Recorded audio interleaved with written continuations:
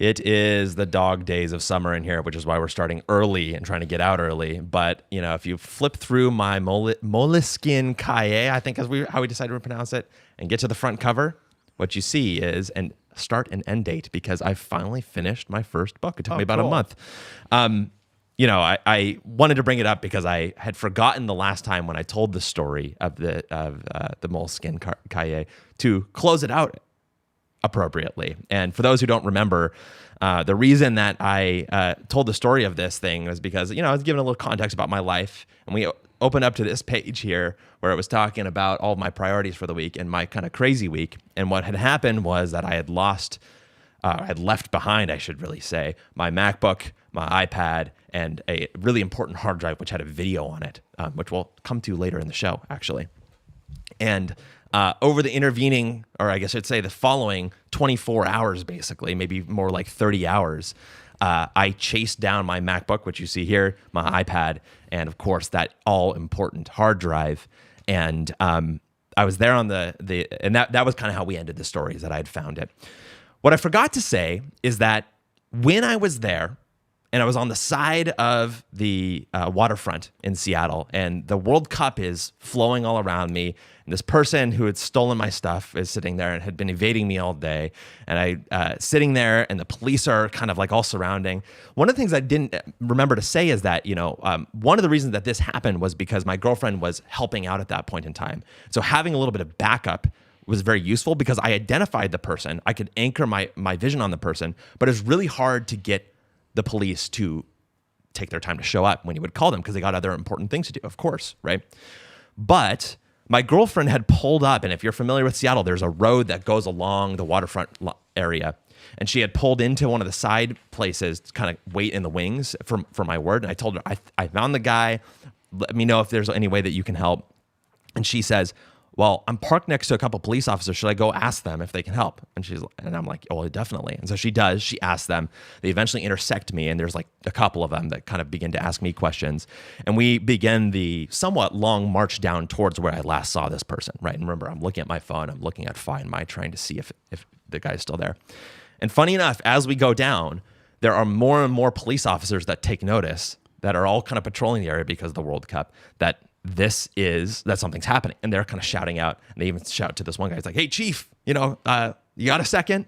And then they start to kind of collect a little bit, and there's probably like 4 or 5 of them at this point that are wandering with me. And that's how we ended up getting the stuff back, is we kind of just like, you know, basically approached the guy and said, like, this is what my stuff is. It's time to give it back. And he did.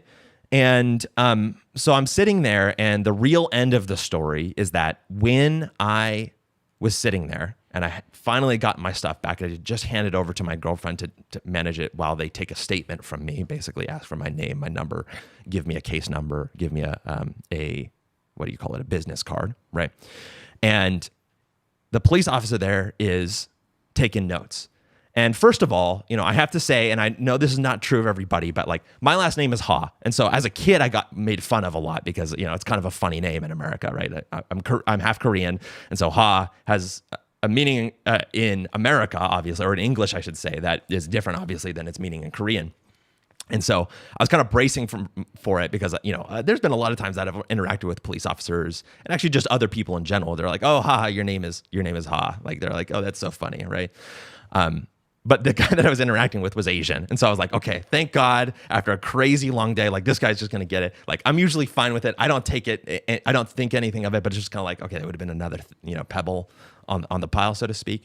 So he's sitting there, he's writing my name down, Austin Ha, and then he's going down and writing my stuff down. And I cannot help myself. But after all of that, after all of the things that we talked about with the Moleskine Cahier, after all of the chasing down, after tracking somebody down for 24 hours, but judge his little hand notebook there at the very end. He had one of those like dollar store ones, you know, with the little lined things. Dollar store? Which was like, you know, of course, like there's no reason to pay for an expensive one of these things, especially if you're carrying it around and you're going to beat the thing up. But I don't know why I felt so stupid judging it in that moment. But I was like, oh yeah, like that's no Moleskine Cahier. Yeah, and speaking of Moleskine, I see that you filled yours up.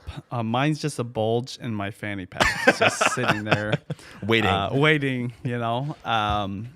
But glad you found all your stuff. Yeah, that is important. Anyway, let's get to some follow-up since we are trying to get in and out today. A brief show theory update first and foremost. Last week, we discussed kind of how the idea of show theory had entered the mainstream of the discussion in the creator space. In fact, it was so mainstream that like people are kind of like posting TikToks about it now and like being like, oh, this means that I'm smart because I'm talking about it a little bit. It's almost pompous to talk about it, but we believe in it, so we're going to continue talking about it. And the occasion for bringing it up last week was that YouTube had released the show feature in our YouTube studio. Now, I haven't gotten to play with it yet. I'm going to, and I'm going to talk about it in the future film room segment. But there was something that happened, which is that the YouTube creator liaison, Renee Ritchie, released a video, if I can get over to it, that talks a little bit about the way that YouTube sees shows. And I'm going to play it for you now. Shows give episodic videos, our series and seasons, the biggest, boldest, most premium prestige glow up in basically ever on YouTube. Hello, Insiders. I'm Renee Ritchie, a longtime creator now working at YouTube, and here's what's up. At their heart, shows are meant for curated collections of videos that are best enjoyed in a specific order or as a related set. For example, videos with clear story arcs or narratives that span multiple episodes with consistent topics or segments, characters or hosts that are easy to follow and understand, with consistent thumbnails, titles, and descriptions, high quality visuals and sound, branding and graphical elements, mood and atmosphere, and pacing across episodes, so viewers know what to expect when they return to the show, hopefully again and again. If you're in the YouTube Partner Program, you can make a show, including a show with multiple seasons, by converting an existing playlist or making a new show from scratch. When you make a show, it gets a show page under your channel, and that show page is eligible for inclusion in the recommended shows and continue watching shelves on the homepage, and the continue watching treatment in Watch Next. So there's Renee talking about the details of what is going on in terms of the YouTube update. And the thing that I actually found most interesting, other than some of the like actual mechanics of how this works, is that he describes what a show is. Everything we've talked about with show theory, he crystallizes it perfectly. Because guess what? YouTube, they've probably done a lot of thinking about what a show looks like on YouTube, what makes a show great, why they would implement this feature in the first place, because anytime YouTube changes something, it's a big deal, and they're not going to do it without thinking about it. So just to reiterate a couple of the big things here that he said, a show is curated. It can sometimes have an order, or it makes sense as a set together. And as a part of those things, they talk about having story arcs that span multiple episodes, having topics that are the same across episodes, having segments that recur over and over again, having characters, and I think they talked about even like music, for example, as things that kind of make the show cohesive, thumbnails that are cohesive, moods that are cohesive, et cetera, et cetera, et cetera. All things that we've talked about on this show, and I think crystallized perfectly there.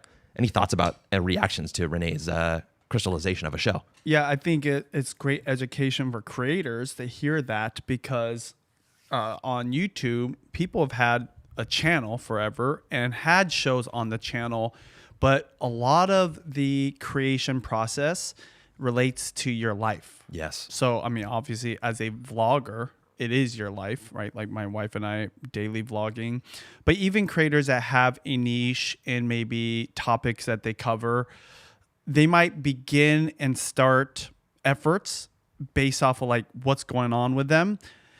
I think back to Hollywood, right? Traditional TV, cable, and even like streaming platforms like a HBO, when they come out with a show like Yellowstone, right? They know like we're going to have this show about this. It's going to start here. It's going to end here. It's going to be this many episodes. They package it all up. They go out and record it. They edit it, and then bam, out comes like a proper show. Yes. A beginning and end. Even if there's a, what do you call it? Like a cliffhanger at the end for the next season. Totally. It's still an end to that season, right? Yes.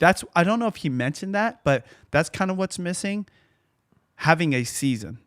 I think that they have seasons in there, is what he was talking about. Did he say that? Yeah, it shows along the side where it shows you the individual things on the left side, like in Netflix, where you can go season 1, season 2, season 3. See, with creators, what's one of the things that a lot of people know about them? They burn out, right? Because they won't have an end.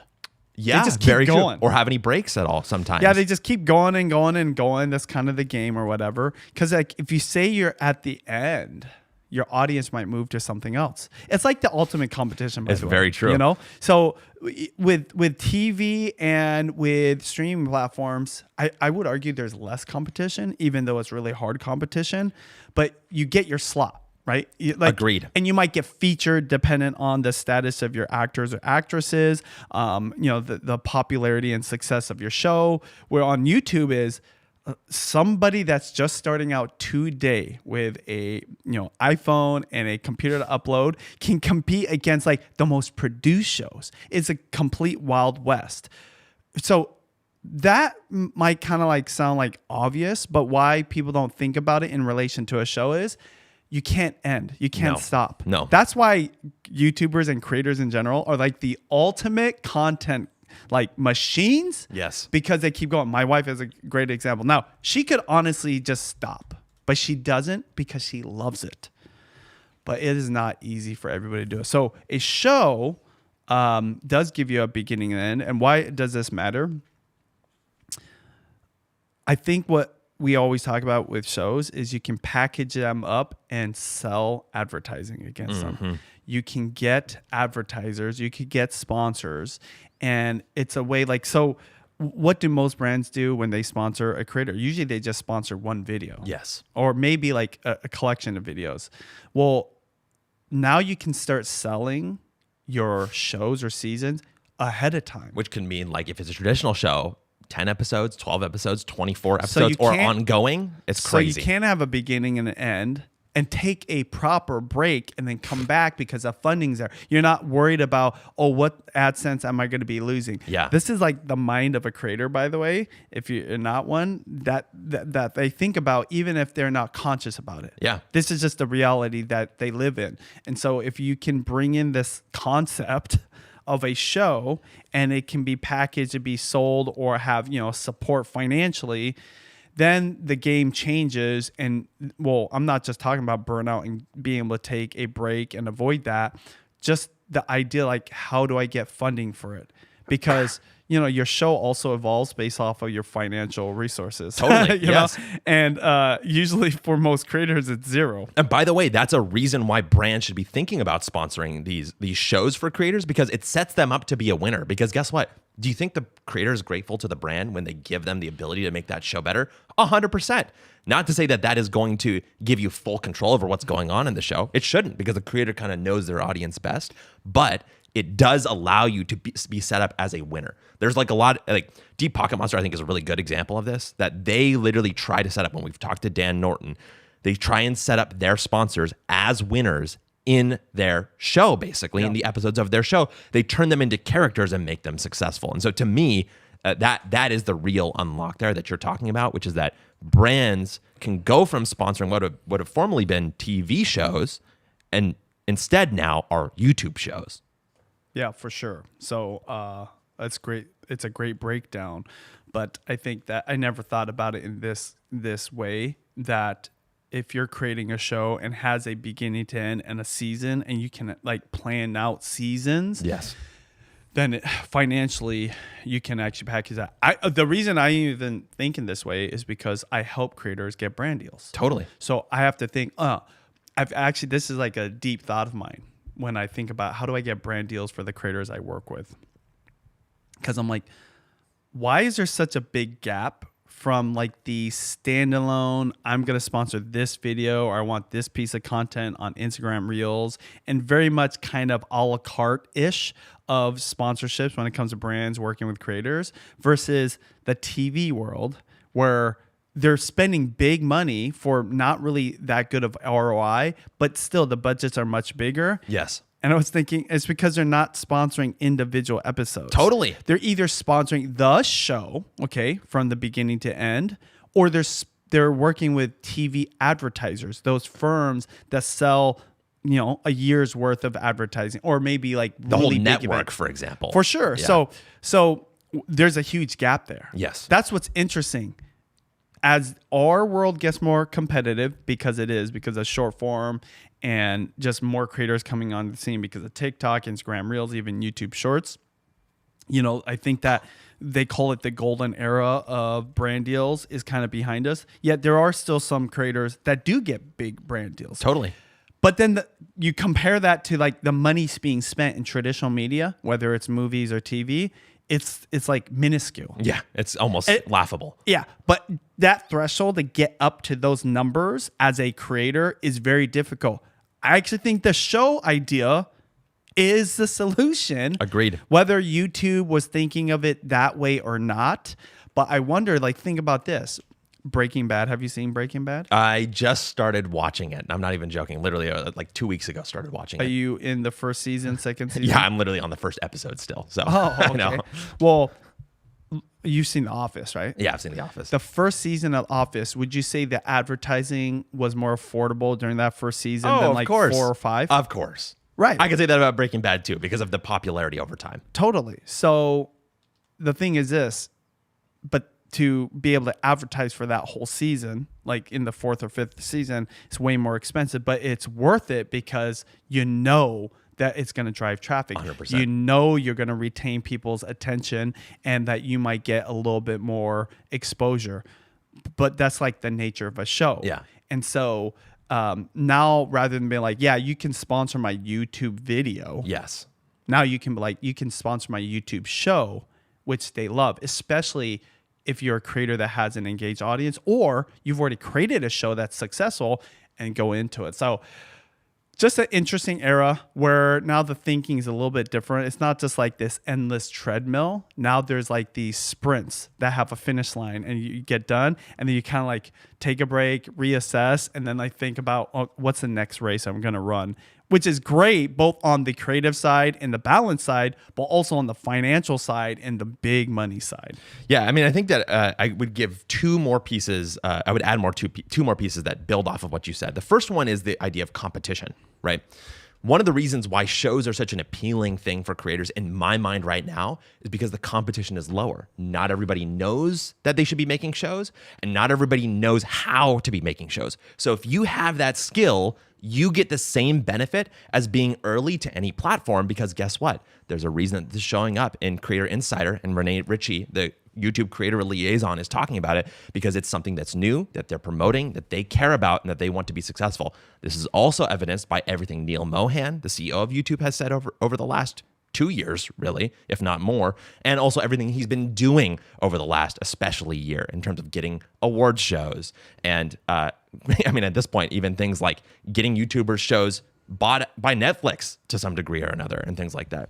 The second, the last thing I would say about that is that when we were talking about Curry Barker and his direction obsession, right? Curry Barker is this comedian, right? This YouTube comedian who ended up making a A24 film that I think now is maybe by ratio, one of the most profitable films of all time, which is crazy to think about.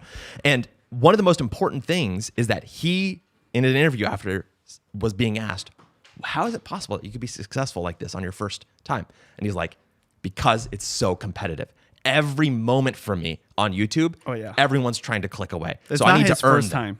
It's not his first time. That's exactly like right. That's what's crazy about being a creator. It's so underrated, the skills and experience and just like instincts you have, because I mean, like my wife just walked into the studio. Like she's a great example. She has edited 4,500 vlogs. Exactly. Okay. So that means not only shooting the content, but like putting it into the computer, laying it all out on the timeline, chopping it all up, watching it all the way through, chopping up a little bit more, watching it through again, then uploading it while also putting a title and a thumbnail that she creates herself. And then she like double checks everything and then uploads it and then oftentimes watches again. So she's like an extreme, and then gets feedback. Yeah, and she's an extreme example, but 4,500. Well, after you do anything, what they say, like 10,000 hours. Yeah. I mean, let's just do the math. I don't have my phone. Maybe you could do it, or Nick could do it, right? Let's just say it takes. Let's just give it like 2 hours of shooting. So you don't have to do this math, but 2 hours of shooting, and then importing, editing, and all that kind of stuff. Let's just say it's like 4 hours, and then the optimization is another 2 hours. Okay, so that's like 8 hours.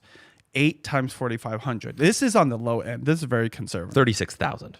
36,000. So they say 10,000 hours leads to mastery. Well, what if you do it 3 times. Almost 4 times. So going back to the director of Obsession, he makes a great point that we as creators, especially on YouTube, live in the Wild West where every day is a battle. Yes. Every day is like a moment where you could lose and you have to win. Now, most creators that I know of don't think of each other as competition. We're not out there to kill each other. We actually want to collaborate and work together. But at the end of the day, your video goes out onto that YouTube screen and competes against another video of not just a creator that you might know, creators that you don't know. Also creators of different niches, channels that have nothing to do with your audience or what they want. But still, it can steal attention and it could steal those views away.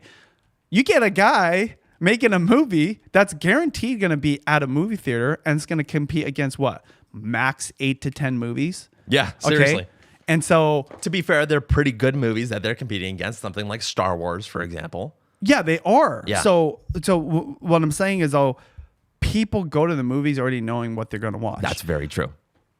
I think what's missing from this is, and the interviewer probably should ask, is like, how did you get so many people to watch your movie being it's the first movie? That is the key, like, unlock. Well, in addition to him doing this a lot of times, there are already fans of his and want to watch his. Like, That's this crazy. is a moment to celebrate as a subscriber of his channel. Like, this creator that I follow, I don't even know this guy's name, is someone I've been watching for years, and now he's getting his moment.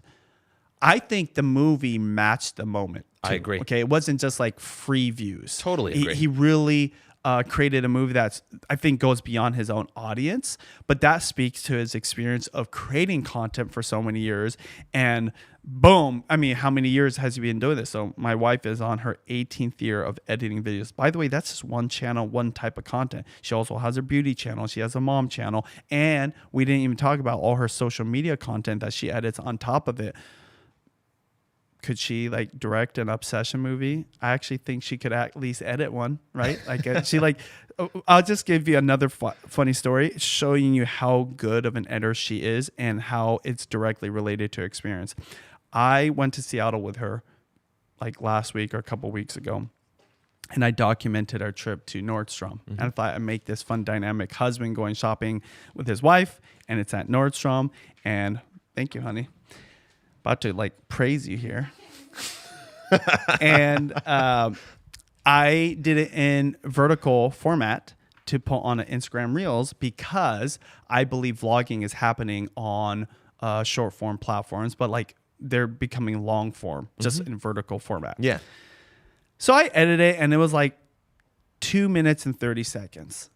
And I showed it to her. And I make a point. I was like, hey, I'm trying to make this more relaxed, like a vlog. She's like, just trust me, you could edit this down way more. I was like, by how much? She's like, probably to 1 minute. I'm like, oh, any editor knows. Like 1 minute, that's like, what about the 1.5 minutes I already have still, whatever? I was like, you know what? I trust her. And so I went through and like cleaned it up. She gives 2 like takes on it and cleans it up even more. She tells me what to do. So she's like editing her own vlog at the same time. So I'm like doing it. We did get it to like 1.5 minutes. So we edited out, which still that's pretty significant. That's like, I don't know, 40%, 35%. That thing's going to do 200,000 views on my Instagram. For me, that's a lot. Yes. Okay. 200,000 views on a long form Instagram Reels video. And that is from her experience of knowing more than what to leave in, what to take out. Yes. It was crazy because when I edited it, I already had gotten it down from whatever. It was like at 4.5 minutes down to the 2 minutes and 30. I thought it was actually pretty good. Totally. I'm amateur hour compared to her. I maybe edited, man, and you were my first editor after Sean Cannell. I probably edited like 150 videos, which is still experience. Totally. Like I understand like as a director how to do it, but like her instincts were crazy. And yeah, it's not just the Obsession director, my wife, all of them, Casey Neistat, MrBeast. You know, like this work is kind of easy because remember, you have to do all of it as a creator. It's ridiculous. Now you get money and a team and a marketing budget. Come on. Actually, the biggest skill you don't have is how to manage and supervise Very a true. team. Very true. How to direct them and to work with like different creative instincts and experiences and perspectives. That is the biggest challenge. But once you get that down, right? And this guy who directed Obsession, I think like got it pretty quickly. Also, it was like a small team. Yeah, it was a small team. So I think that do it again. That's what I say. Totally do it agree. again. I bet you like it'll be another banger, another blockbuster. And I've been saying this about like politics, how like the biggest players in politics, I believe, will be creators. I actually believe 10x more, 100x more, the biggest directors in Hollywood. Oh my God. Like when I say Not even biggest, close. not like Obsession being like I 100 agree. million. I mean like Christopher Nolan status directing. He just directed this movie called The Odyssey, and it's like a major blockbuster. It's breaking records, and it's on IMAX too. Yeah. Like it's harder to show that, even though you can show on any screen, just less of the screen showing, and it's breaking all kinds of records. I am telling you, that director or other creators from YouTube are gonna be that in 10 years from now. 9 out of 10 of them. 1 out of 10 will have no experience in YouTube and social media. They will go the traditional route. 9 out of 10 will come from this era.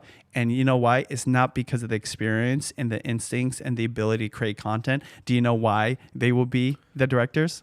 I mean, my thought is because number one, it's really easy for the business of Hollywood to be like, this is going to go for it. Number two, all these people, if I think about Christopher Nolan, he grew up in an era where if he was making film, he had to do it on a camcorder and cut up film and maybe go to film school and get access to bigger cameras. Now, why wouldn't you just start on YouTube? I think it's even more simple than that. They come in with baked in audiences.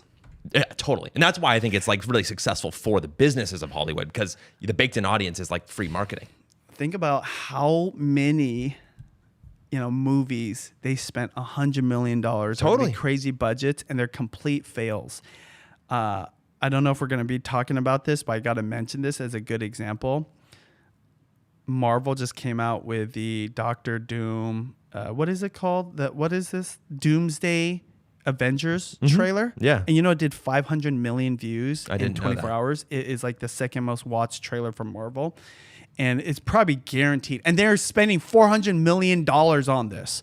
I will bet money it's going to do $1 billion. It'll be fine. But they had to spend $400 million. But why would they spend $400 million on this? Marvel and Disney has had a hard time getting people to the theaters. And when they do, it's not even really impressive numbers considering the budgets and the productions.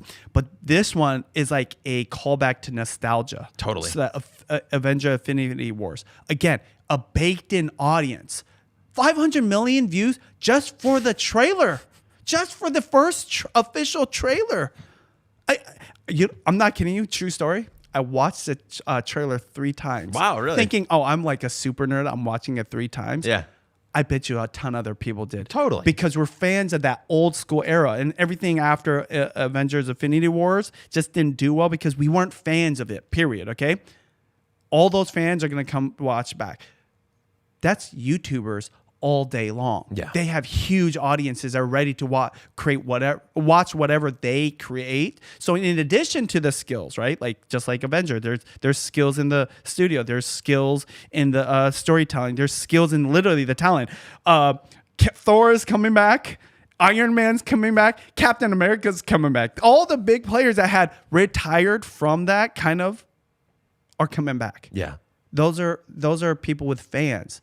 So same thing. That's true. YouTubers have fans that want to watch their content or want to watch them. I think there's going to be an era where the actors will be YouTubers. Yeah, in fact, actually, that's where I was going to go with it, which is that bringing us back down to the idea of shows and having Renee Ritchie talk about this new show feature on YouTube.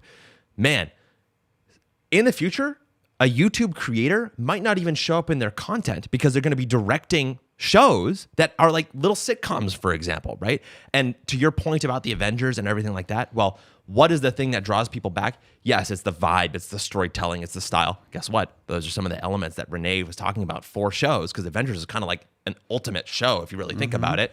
But a really big piece of it is also the way they fall in love with the characters, the people who show up on screen. And so to me, when you look at all those things and you tie it all together, by the way, real-time follow-up, yes, seasons are included as a part of this. So it's like a fully featured show feature on YouTube. I think, to your point, this is a bridge that will finally bring YouTube to the space where it will be undeniable that advertising money has to come into play. And then guess what? Only more and more are these big studios going to turn around and be like, oh, this guy's a winner. This girl's a winner. This person is going to make things really great. And we're going to tap them to do the next big thing for us, for all the reasons that you said. Well, another thing that we've talked about in terms of creators doing a lot with a little, because that is really a deep theme for creators in general. They know how to take just the bare minimum and go the distance with it. And even talking about the idea of new TV, the new TV shows, the way that YouTube shows up on the TV. And importantly, the idea of volume and getting the reps in. Man, I think it's fair to say that we have been obsessed with iShowSpeed lately, which is why, in general, we've been talking about him so much on the show over the last few weeks. In fact, 2 weeks ago, we covered his deal, as you see here, with FIFA, Fox, and YouTube. And then last week, what we looked at was how his streams were blowing up. They were just insane numbers, 14 million and 15 million on the semifinals. I'll say this. When I take a step back and I look at our commentary last week, those numbers are almost laughable in hindsight. Ridiculous. Let me explain really quick before we get into it, because last week I admitted that I was obsessed with the deal that Speed has done and Speed's success as a whole and his story, but I hadn't watched the stream. So I was a little bit of a fraud. I'm not going to lie. Now, I'm going to call you out too, because you also said that you hadn't seen it either. But over the weekend during the final, I figured that we should definitely tune in. And so I send you the link and we start talking about it. I send you this message and then you tune in. And right after a little bit, you reply with this, that there were 600,000 people watching when I started. By the time you were watching, there was 700,000 people watching concurrently while it was live. Almost 1 million people watching Speed's stream. But yeah, by the end of the... the number went to 900. Did it get to 900 by the end? 90,000. Yeah. So basically hit 1 million. And so now I'm just like looking at that, and in our text messages, I kind of look at that and I ask you what the highest you've ever seen is. And honestly, before we answer that question, it's the least of our concerns, because you reply with this, which is that, oh, not sure, but look, biggest comedian and the biggest YouTuber just randomly passing by. That's the message you send with screenshots of what's going on in his stream. It gets better than that. Tom Cruise was there. The biggest actor in the world showed up and was like hanging out with him. And then who else? BTS. The biggest band. And so to me, this is just absolutely absurd. Just minute by minute, just crazy things are happening on this. And it's really a game changer, which is why we're bringing it up on the show for one final time here.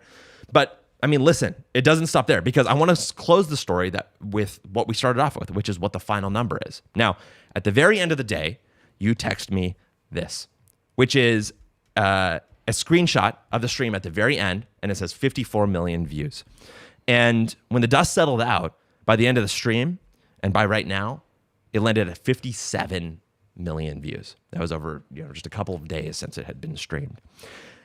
Now, Benji, you told me that this live stream was not getting the attention it deserved in the industry. Nope. Walk me through everything and tell me why. Well, I'm pulling up some very general statistics off of Gemini, so you can double check this, or neutrally, you can double check it with like articles, okay? So that stream of iShowSpeed on YouTube of the FIFA World Cup in partnership with Fox as well as YouTube, because they were streaming it only on YouTube, no other platforms at all. To be fair, got 50 million views during the live stream. I think a lot of these views are like after the game was done or after the live stream was done, but 50 million solid for sure. Okay, but that's still like an impressive number. He also had a concurrent viewer number of almost 1 million. So he hit I actually have screenshots of it. He hit like 970,000. I wouldn't be surprised at one point he did flirt with 1 million, but it's basically 1 million. So totally. Concurrent viewers, for someone who doesn't understand what that means 1 million people at one time were watching his YouTube live stream. It's crazy. And that number kept going up and up and up during the game. And what's interesting to me, it's like, I think it happened organically, or people are just like, I want to see his reaction because no other creator has been able to do it. Yes. But what's more fascinating is not his numbers, it's the TV numbers. So the massive US audience, the final of the FIFA World Cup between Fox and Telemundo, so those are the broadcast channels that got the rights to broadcast the thing, got 66 million views. That's crazy. Okay. Now, that's just in the US. That doesn't include the rest of the world. Totally. But the US is where a lot of the valuable audience is. But remember, this is Fox. This is Telemundo. They're in everyone's TVs. They're connected to your cable, okay? They're like a powerhouse. How many people work at Fox? Just put the number, okay? How many people work on iShowSpeed's team? I'm telling you, it's probably max 10 or 15. It's not like crazy. It's definitely a lot less than Fox. He got almost as much views on his YouTube channel. Now, the views are going to be different, right? Yes. Because I actually streamed his whole thing. As I'm watching on the TV on Fox, I'm streaming it on my phone. So I'm watching both. I'm more because I'm curious about this opportunity that he's getting. Totally. In this once in a lifetime moment that's happening right in front of our eyes. And as a creator that loves YouTube, I'm like, this is fascinating. But again, 66 million views between Fox and Telemundo, 50 million views on YouTube on iShowSpeed's channel. Just compare the two. Like, Yeah. he's winning. He's winning at big levels. They're also winning too, because guess what he does during the stream? He's shouting out Fox. I know. Hey, click the link below to subscribe to Fox. This is part of the deal. Actually, by the way, just a quick note, I did that, and because I was so curious about what the actual experience was like. So he's like, click the thing in the description. I'm like, oh yeah, I forgot about that. I went in there, I clicked the link in the description. It pops up a really simple thing. You just click accept and subscribe. It charges your credit card, and then you're instantly put into the feed. Which, by the way, is a separate feed from the one, and I don't think it counts the views there. So that view count is an undercount in the first place. Now, I want you to get back to what you were talking about here in a second, but I'll say this.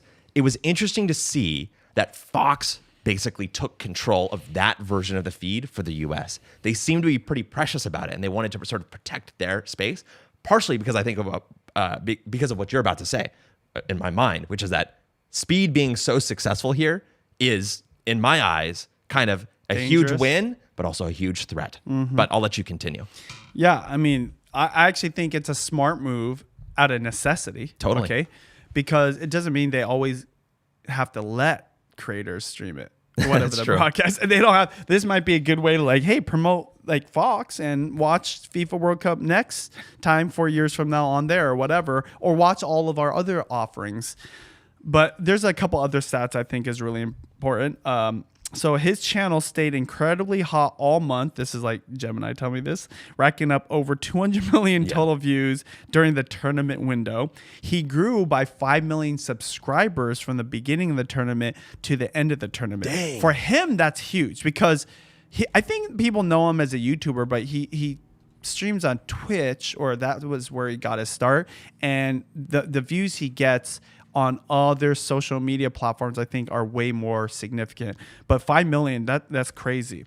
But you just combine all those things, and that's why I don't think he's getting enough attention, and why this is very significant for all creators, but especially YouTubers. We talk about how there's this new era of TV viewership happening on YouTube. Shows are coming into the scene from both sides, both from creators creating their own, like DIY shows, I'd say. Totally. And then mainstream or traditional media bringing in their shows potentially to YouTube, and then the money that's coming in.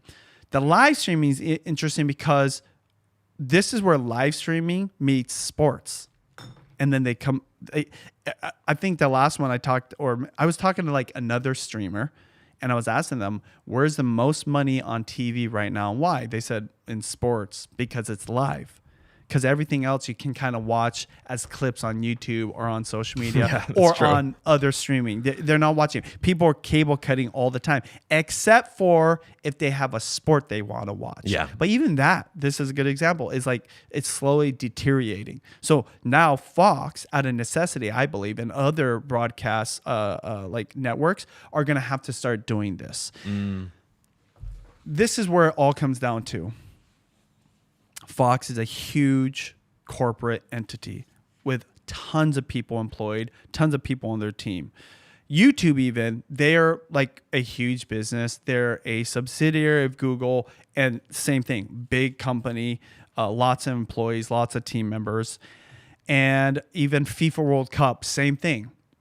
A lot of people running that organization, and then World Cup as in a games has tons of players, coaches, support staff in the stadiums, all that kind of. iShowSpeed is one person. And I was watching a stream, even though he had these like amazing guests, right? Biggest YouTuber in the world, MrBeast. Biggest actor in the world, Tom Cruise. The biggest comedian in the world, Dave Chappelle. I think Shane Gillis is about to like get on his heels, FYI. And then the biggest band in the world. That's just what I remember from watching, and I wasn't really paying attention. BTS was on there, okay? But 99.999% of the stream was just him and his reactions and his commentary. The only time he was off screen was when he went to go use the bathroom, and I think it was his brother or somebody, like his friend, would come in and just kind of entertain the crowd. And really, like it goes from a 10 down to a 2 because iShowSpeed, that's where all the time. But the point is, he did it all by himself. Yeah. All the games, all the streams, including the FIFA Final World Cup. He got basically his own like like suite, and that is, to me, the most untold, underrated, greatest opportunity of FIFA World Cup in relation to creators. Because my question is, who is next? And this is just the beginning of a new era of opportunity. So I've been geeking out on this TV era. The live streaming era, I think, is way bigger and way more, it's going to keep going longer, because the thing about the TV era is AI is already being integrated into content production. There's literally AI characters. I mean, they're not getting, hundreds of people for background scenes like at a stadium or like a war scene. They're using AI to do all that. So even like extras and background characters aren't going to be as necessary. With live streaming, you can't fake that. A sports scene, you can't fake that. So the more people can do it. So I'm just telling you, he's the beginning of a new era. And I believe right now, we talk about movie money or TV money or even ads on both of those. Nothing compares to the money that is spent on advertising during sports or live events. Just think about what's number one most expensive, valuable advertising slot in the world during the whole year. Super Bowl. What is it? It's a sport. Yeah. It only happens at one time and it's live. Almost nobody cares about watching it after the fact. That's why millions of dollars are spent. Now that's a Super Bowl. This is an example of a Super Bowl moment for a creator, just an individual. I'm telling you, if you're not thinking about doing more lives or live streaming or just like understanding the significance, you're going to get left so far behind. This is why me, as a vlogger who knows how to do vlogs on YouTube, knows how to do short form content, has been editing myself, but has like, I'm married to one of the greatest editors. I knew that I need to have to do more live streaming. So I did a year ago, and I feel like I have more experience because you're going to need to, if you want opportunities in these, like new eras of advertising. Yeah, I mean, I want to talk a little bit about a couple more things about this, but let's take a quick break to thank our sponsor, which is Ecamm, your Max Creative Studio. Now, the reason we are sponsored by Ecamm is because we fell in love with live last year, and we fell in love with Ecamm because it made going live so simple. Now, what you just said, the start of a new era, our belief in live as the important piece of that era that so many people have not yet tapped into. We just talked about the importance of shows that would put you ahead, and now we've talked about live, which will put you ahead. But here's the thing that I think is missed amongst all of this that you have brought up over and over and over again, and in our discussions with Ecamm, they have brought up over and over again. What's the most absurd part of this? How simple these streams actually are. How straightforward these streams actually are in terms of production. How laughable it is in terms of the size of the team of Speed's stream here versus the size of Fox's team. Now, don't get me wrong, they were partners here. Part of the success was that they both had, their own little role to play. But you can't get it wrong. The numbers don't lie. Almost 60 million views with literally like one guy in a backpack and a camera, and then one guy and who's entertaining the audience. That is crazy to me. And that idea of simplifying is what Ecamm is so great at in terms of taking a professional setup and making it accessible to fit more places. Now, Benji, we have gotten the chance to actually play with, in the context of the World Cup, a little bit of live streaming as well. And I was wondering if you could talk a little bit more about that again, and the way that we try to replicate some of the wisdom of what Speed is doing with his IRL streams for the things that we're doing in relation to the World Cup and how Ecamm made it possible. Yeah, so if you're not familiar, IRL means in real life. That means literally out and about in the public, in the city, while traveling, while being in a car, he was in a helicopter doing it too, okay? Yeah. So that gets really expensive. There is a backpack that these people wear, usually their cameraman, in addition to the camera they're holding. And in some cases, they'll have like a chase vehicle where all the production happens. That is such a barrier for entry for a lot of creators. But guess what? Some creators spend the money to get it. The backpack alone can cost $20,000, correct? Yeah, right? Definitely. And then the streaming services can be another, 1,000, if not thousands per month to do it. So a lot of people in the beginning of like a new era, they just want to do it just like the biggest creators do it. In this case, iShowSpeed. So they spend the money on the backpack. They spend the money on the streaming services. They just do it exactly how they're doing it, and they hope they're going to have the same kind of results. So we're like, hey, we work with creators. We wanted to do that, but not at the same cost. But we still wanted the same results, if not better. Mm-hmm. We wanted to have even more layers, even more options, even more angles, and just more control. Ecamm has let us do that because what we're doing is instead of having like IRL type of freedom to go anywhere, we're just isolating it to one area. Now, I think we're going to be doing videos here soon about how we go about doing that. But the long story short, we use a computer, we're using a router, and we have no need for a backpack. We're doing it in a controlled area. So basically, we're using Wi-Fi to do it. But it's the software that makes it really interesting because the software it lets you use multiple angles, right? You can have a remote producer. Shout out to Neutrally, who's literally producing this show right now, not here in the studio, but from the comfort of his own bedroom at his house. Yeah. And so like even you don't even need somebody holding the camera. Now we did in this case, but it was Ecamm at the center of all that powered it to make it possible to have a IRL feeling live stream at a fraction of the cost. Yes, the equipment costs money, but it's definitely not $25,000. And we're talking about like a $3,000 laptop, an iPhone, okay? And the most expensive thing outside of that was the router that we used. Very accessible things. People forget you don't have to do what iShowSpeed is doing to get your start. We're not talking about going to FIFA World Cup. I would love, I'm actually like doing a search right now, like see what like the camera guy looked like. Yeah. Are they using a phone? Are they using DSLR? Are they using something else? Does he have like a crane over him? I don't know what the operation is. Like Neutrally, if you find it, I would like to kind of see. It's kind of hard to find it. But my point is this. You don't have to do that, and you don't have to have the same results. Most creators just need to start somewhere, and Ecamm lets you do that.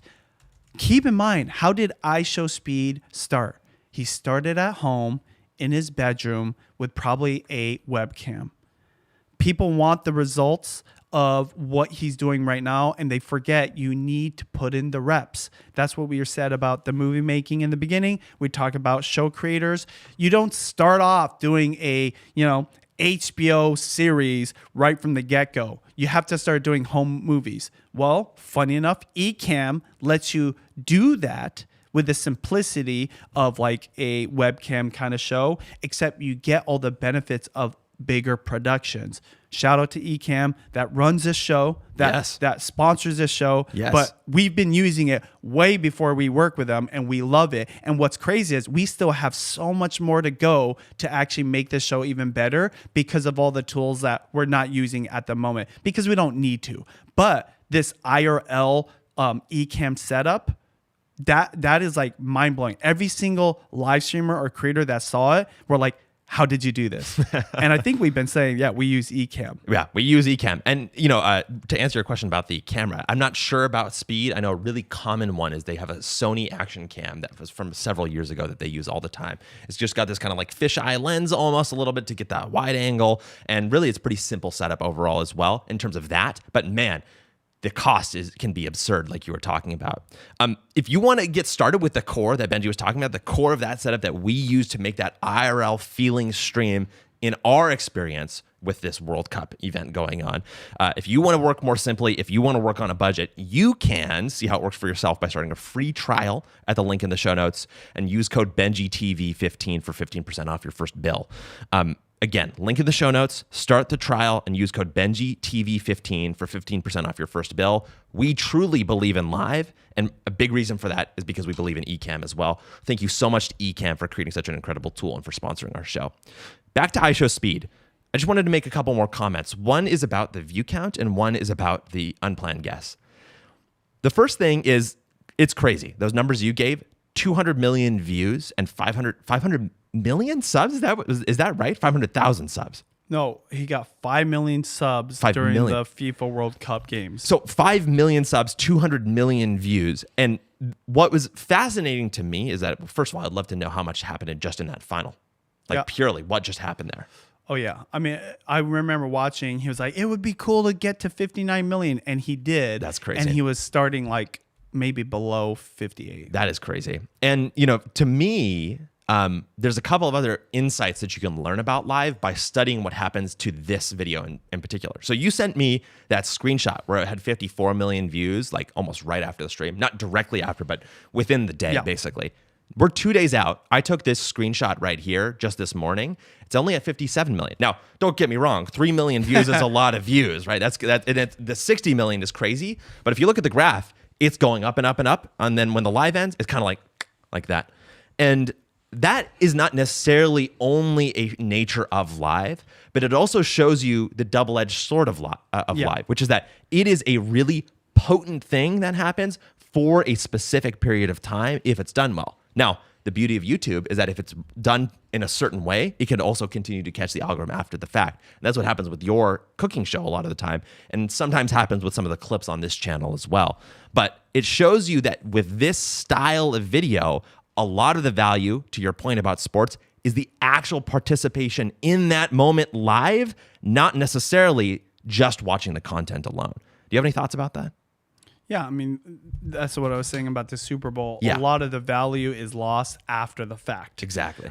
There's commentary, whatever. So, yes, it's a double-edged sword, but to the tune of 50 million views. Exactly. Okay? So, I mean, like, what's nuts is for someone like a MrBeast to create 50 million, 100 million views, full-time staff, giant production team, probably hundreds of people working on that one video. How much is he spending to do that? And then, sometimes he's giving away $1 million, $100,000. I mean, famously, the videos lose money when MrBeast makes them. How much did it cost for him to create 50 million views? Now, it was on the backdrop of FIFA World Cup. Totally. But that's just FIFA World Cup. You got the Super Bowl. You got all the other finals of all the other sports, right? You got pro wrestling. You can go down the list. Imagine the Academy Awards, the Emmys, okay? F1 racing. It's just endless. And I'm sure they've done things like this in other sporting events or live events. I'm just saying this is the biggest I've ever seen that isn't being reported. Totally agree. Like, there's not a lot of commentary. Of course, because what were most people focused on? Spain and Argentina. Who was the winner? What happened during the game? What was the score? What were the plays? There was fights. There was drama. There's like dreams crushed and dreams made. There's a picture of Messi with a little baby in a bathtub, and the little baby grew up and beat him. I mean, like that's what the culture around football and the FIFA World Cup was. I'm just looking at it from the eyes of a creator. Yeah. And my perspective is iShowSpeed has just changed the game for not just YouTube, but for creators. Yes. Because this is the beginning. Do you think the Fox people are looking at this like, it didn't work? No, they're like, let's do it again. I actually been like, dang. We did not think it was going to be like this. No, I don't. On think top of it, did. he was the opening show. He performed at the beginning of the show. I mean, this is a kid. 4 years ago, was doing weird videos in the bathroom of him taking a shower or something like that. And now and he talks about this very openly. He's like very raw about his rise up to this level of stardom. But that was just 4 years ago. Where is he going to be at in 4 years? How many more creators are going to be birthed in the next 4 years for the next FIFA World Cup and everything in between? You know, I say one of the benefits of starting on YouTube in 2008 is you see when new eras get started, you kind of know what it feels like. You know what to look out for. I am telling you, this one is the biggest because we were just happy to get a brand deal in 2008. Yeah. You know, in 2011, we're happy just to go full time. In 2016, we loved that we got invited to Disney World and a whole family got taken care of and we did fun things there. And then, you know, so on and so on. He got Super Bowl level treatment. He got to stream the game that usually is protected by like an IP mafia. Yeah, literally. And he's the opening show. And again, he's a kid. He's a kid.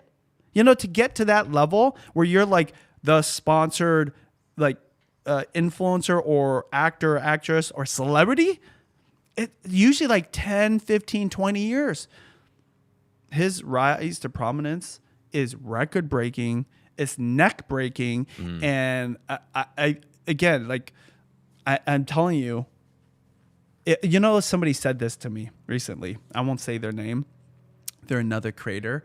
They said, you know, most live streamers are kind of lazy when it comes to their content. Oh, interesting. Meaning they don't really treat it like a business. They're not that professional, and they kind of stream when they want, and they don't stream when they don't want.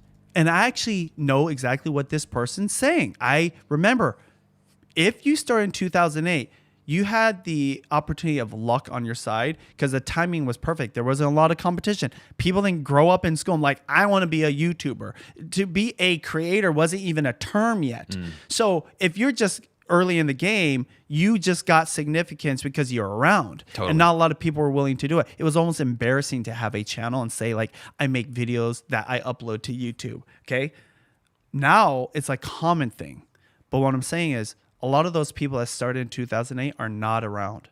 Judy, my wife, is unique that she is still around almost 20 years later. She was one of those people like, this is like a real thing. I can turn it into a business, even though she doesn't think business-wise when she creates a content. But I'm going to be a professional about it, not only for my audience and for my content, but like when I'm working with brand deals, and I'm going to respect that this could be a business. She lets her husband, then boyfriend, be part of the team. We grow a team. We do all this kind of stuff. Not a lot of people are doing that at the very beginning. And so we also got lucky, but also we worked hard.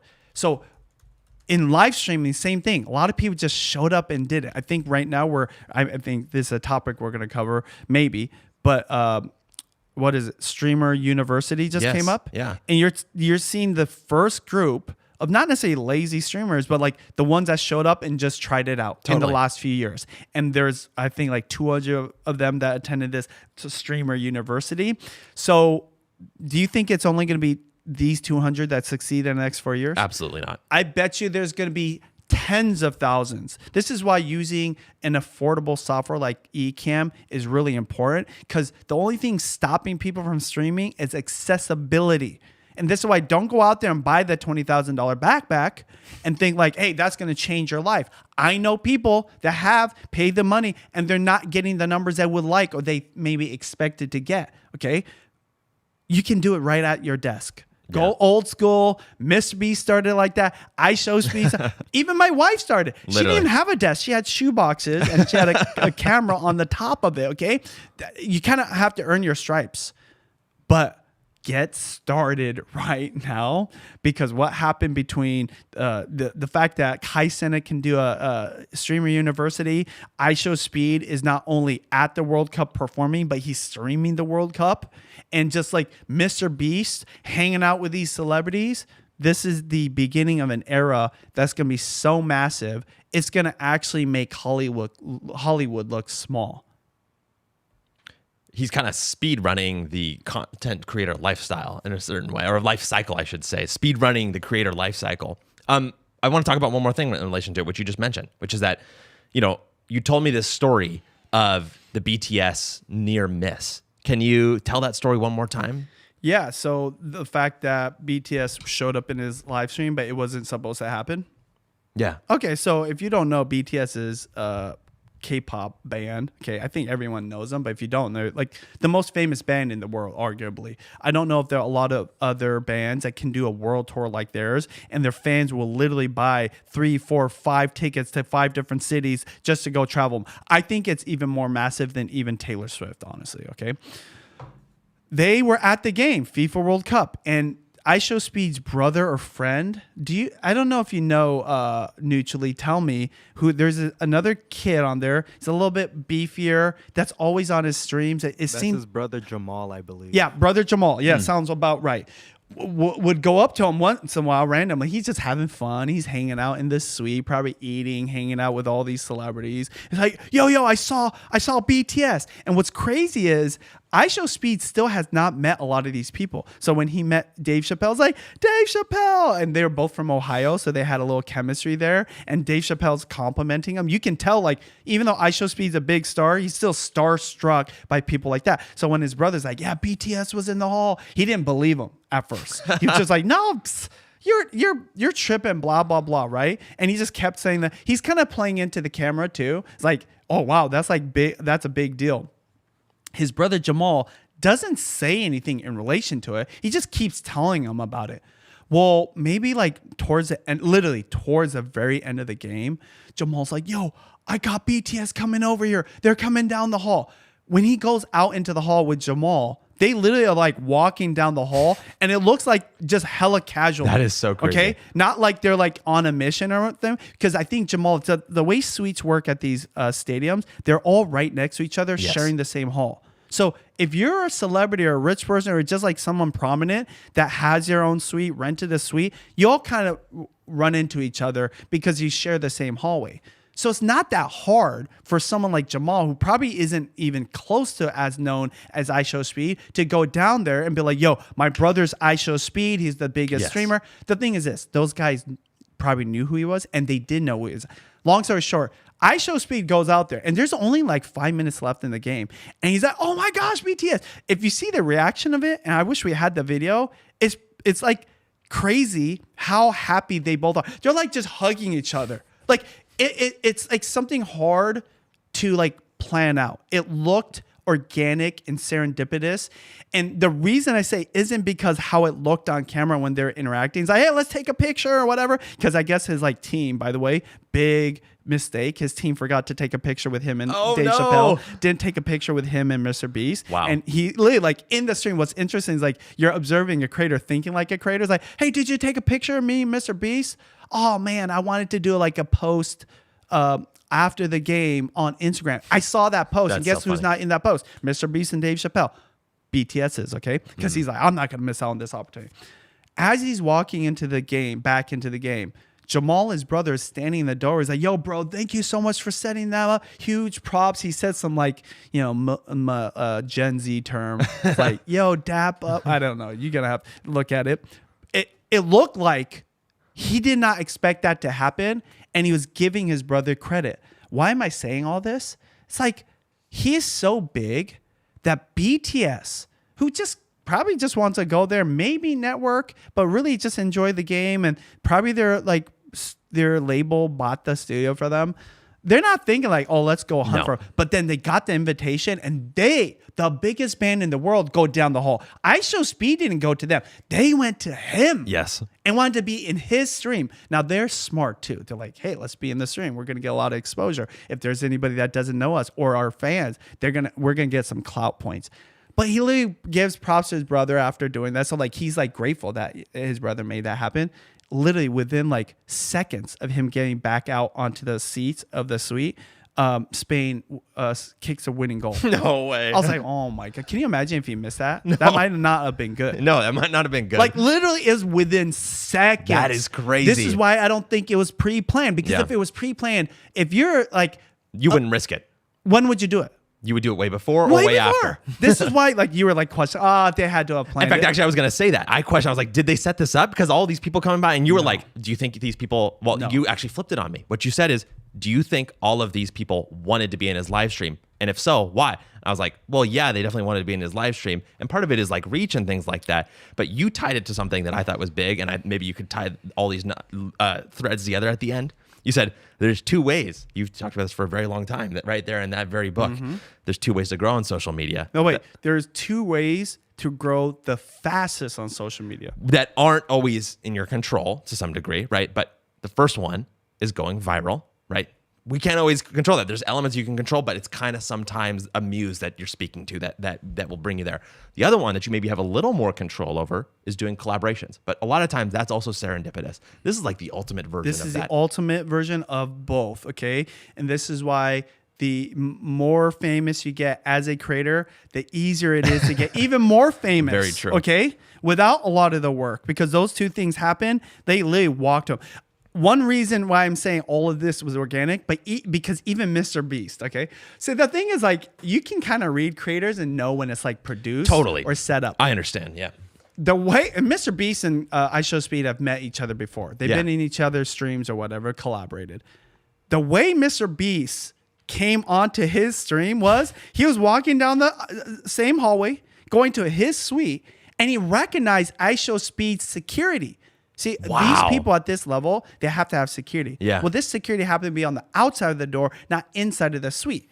So MrBeast recognizes him. He's like, yo, probably knows his name because, probably sees the security. He's like, yo, you want to go see iShowSpeed? Because guess what? These security guards are pretty savvy. They know who to let in and who to keep out because they're like, hey, so I bet you that security guard is going to get a little credit for like having MrBeast. Now, MrBeast has collaborated with, not as big of a deal, but think about the grand scope of things. And this is why I know iShowSpeed understands, because when he's like, did you take a picture with us? He's thinking like this. Yeah. I am just telling you, I didn't even get to go down the list of like how crazy all this is. And I don't know if I can do we have time for me to just do a really quick recap that maybe Gabby, you can edit this into a YouTube shorts, okay? iShowSpeed is a young kid that's just made his name in the last 4 years as the biggest IRL streamer and arguably one of the top creators, at least top 10 creators on YouTube in 4 years. He's still a kid, even though he's amazing, athletic, everything. He got the right to stream FIFA World Cup on his YouTube channel. Yes, outside of the US for the game, but he got to stream himself being at the game, watching the games on YouTube to the US audience throughout the whole thing, okay? That's just never been done. And it wasn't like a Tom Brady. It wasn't like a Tom Cruise. It was literally a kid on YouTube. Then on top of it, he's performing the opener at the FIFA World Cup, right? As like a performer. There's people that have been performing for 20, 30, 40 years that don't get that chance. You know who was at halftime? Coldplay, okay? Like, it's just crazy. And then on top of it, he just got done streaming all those games, going to all those different stadiums for like a month and a half, getting like 150 million views, gaining probably like 4 million subscribers in the month or so. At the FIFA finals, he gets almost 1 million concurrent viewers on his live stream. It's one of his biggest live streams. I think it is his biggest live streams of his whole channel. He rose to prominence without FIFA World Cup, right? So like it doesn't surprise me that is his number one views. And the total amount of views was 50 million views during the thing. Fox and Telemundo, they are huge networks. They got 60 million views between the two. He got 50 by himself, like as a kid on YouTube. And on top of all of that, he's just having fun. And we talk about like how easy it is. I don't want to discount everything he had to do before and performing, but really he's just sitting in the stands, watching the game. And that was entertaining enough because the audience loves him. And then as if none of that was enough, again, this is where it gets crazy. MrBeast shows up, number one YouTuber in the world. Tom Cruise is in his live stream, biggest actor in the world. Dave Chappelle, who happens to be from the same state, is like saying hi, giving him props, like saying, hey, got a lot of love for what you're doing. Biggest comedian in the world. And then BTS, very randomly, because of his brother and them sharing the hallway because of the suites, shows up and they're all like just having fun because some of them are fans of iShowSpeed. They know about him because a lot of people don't know this. K-pop partly got big because of vlogs on YouTube. That's like a whole nother story we won't get into. But, skills, recognize skills. They're creators just as much as they're singers in this band. And all that happened in one 3 or 4 hour period. How much money did he make? That's not what's reported. How much? Well, we know 5 million subscribers during this. It was a good little sprint for him. That is the craziest thing that's ever happened to any single creator in a short amount of time. Both the month of him being the FIFA World Cup kind of representative on the YouTube side and the actual game itself. And people aren't talking about it. And this is why I say, why you should be excited as a creator. He just opened the door for so much more opportunity. And like I said, changed YouTube forever because iShowSpeed just put YouTube on the map on a whole different level. They were already competing against streaming, right? Number one streaming platform. They were already beating out TV and cable. Great, we got that down, okay? Now directors from YouTube are putting out Hollywood things. Now we got the number one source of advertising revenue, sports, being, dominated. Dominated by traditional media, traditional celebrities. Now respecting somebody like an iShowSpeed, which did I mention at the very beginning he's a kid that's only been doing this for 4 years? It really is astounding, and it shows you just how early it is because, like you said, when you're early to these spaces, these are the type of opportunities that you can get because you're early in the space. With a small team, that would not be possible anymore in the space of YouTube. That's why MrBeast has such a big team and is so successful. But it's early, which means that people are noticing and the opportunity is kind of getting eaten up in the room. And I think it's a good opportunity to talk about the other big streamer that we've discussed a lot here, which is Cahier and Streamer University. Now, Benji, you told me that iShowSpeed and Kai actually came up together or something like that. What was the deal there? Well, they're in the same era, of course. And, I'm curious, which one's a bigger streamer? I guess you could use subscribers or views or whatever. They're both up there, top 3 streamers for sure. What's unique about Cahier is he doesn't do as much IRL. Is that correct, usually? He's doing more stuff still, again, at his desk, at his house. That's correct. Right. Okay. So he's not as much going out on the road. One of the biggest streams, FYI, second to his FIFA World Cup, is him doing a grand tour of Indonesia. Yeah. He's doing a tour of Southeast Asia. And that was his second best. He sat in the stands of his studio. Okay. We're not talking about iShowSpeed anymore. But Cahier is just a desktop webcam type of live streamer. He famously did, and you probably know the name of this mutually, a collaboration with iShowSpeed where they lived together in a mansion for 3 days and they live streamed the whole thing. They even are taking a shower together. I thought that was strange, but they have their swim shorts on, but still they're scrubbing their body with soap, but they're off in the distance. Yeah. I think you can hear their audio, but the point is they're live streaming everything for 3 days. What was that series called? Their collaboration. Are you telling? Is it Mafiathon? Yeah, Mafiathon. Oh, There you really? go. And he Okay. also had a strange name. I'm an old geezer, so that's why like all this is foreign to me. But I looked at that, not for the shower power, FYI. Just like I was like, what is this thing? And I think they had celebrities in there. They had the whole mansion, very much like what we do when we do the IRL like versions Yes. of our live streams. Multiple angles, wide on the outside of the house, inside of the house, different angles inside the room, and then including in the bathroom. Right? Like they went to the extreme. So Kai Cenat collaborated with him. He has famously, in the last couple years, set up this cool experience. You could even call it like an online event because they stream it, called Streamer University. Yeah. He invites people to apply to be in Streamer University. How many people do you think applied for this?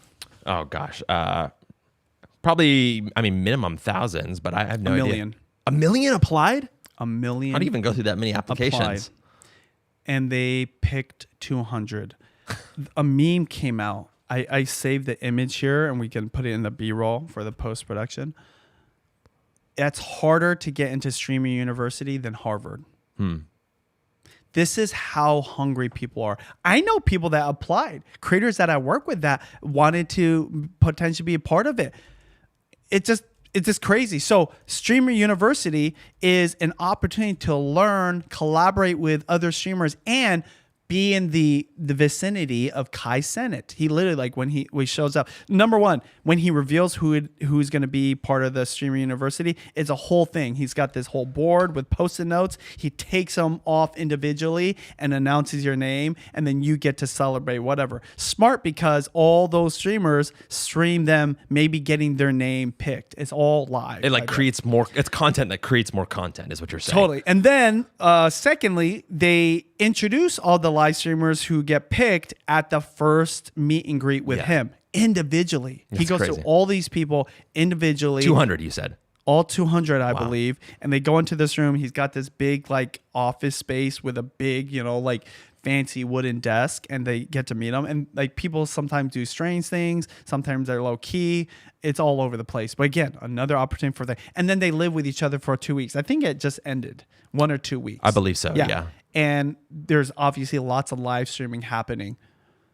This all kind of happened like at the tail end of FIFA World Cup, which I think is also nuts too. That like corresponded that FIFA had iShowSpeed streaming, and then Kai Cenat is doing literally one of the most valuable experiences for another generation, to the tune of 1 million people applying for Streamer University, and like he's doing his own thing. I mean, that's crazy. If you have 1 million people applying for a experience, there's not a lot of people that do. Like, I don't know of any other event where that many. Literally, Harvard doesn't even have that many people applying for it. Yeah, I mean, I'm looking at this. I mean, minimum, the acceptance rate is very different, right? And we have to keep in mind, too, that number is reported from Kai's side of things, right? So you have to take everything with a grain of salt because it wasn't reported out with those certain things. They have no reason to be lying about it, right? The point is that the demand is there, right? And actually, I think right here, it's even a lower number that gets accepted, which is like 120, right? Which is even more absurd, right? And so, like, to me, that is the crazy thing. By the way, Harvard real-time follow-up admits 4.2% of its graduates. If it's 120 spots at 1 million applications, that is 0.012%. So literally hundreds of times more acceptance rate than Harvard. But well, just to tell you why, like, I think it's absolutely true. 15 million subscribers on YouTube, 17 million followers on Instagram alone. I mean, what is his TikTok? Mutually find his TikTok. I actually think maybe it's more. What, like, this is the thing.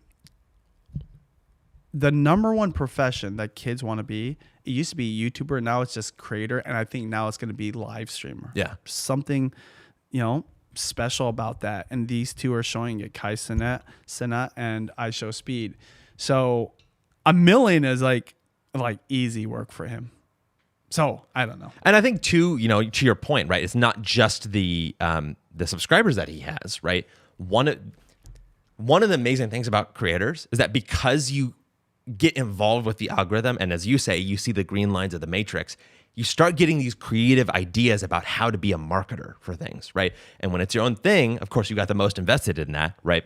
And if you think about it, from what I remember, and I don't know if you have more context on this. I don't know if you have more context on this. The application process is just film a video of yourself pitching yourself. Gosh, yeah. And so that's, if it's millions of people, to your point, well, let's just say it's like a quarter of that or even less. Let's just say it's 100,000 of his followers doing that, right? Well, that's 100,000 people making a 1 to 3 minute video advertising Streamer University.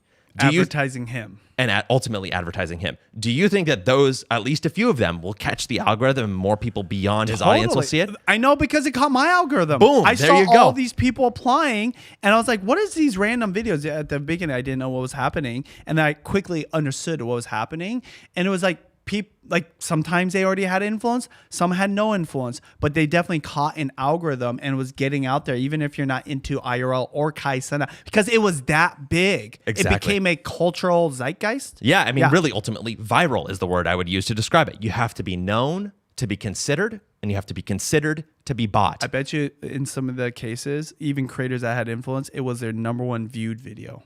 It is, yeah, I 100% agree with you, because the topic is trending at that point, which is a whole other issue. I mean, not issue, but a whole other phenomenon with the algorithm as well. Like, this is funny.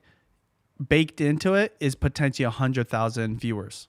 What do you mean? Well, because if 100,000 people apply, Yeah. they just are paying attention to that, and they might be curious, who else is applying? I know. What does their videos look like? That's just to begin with.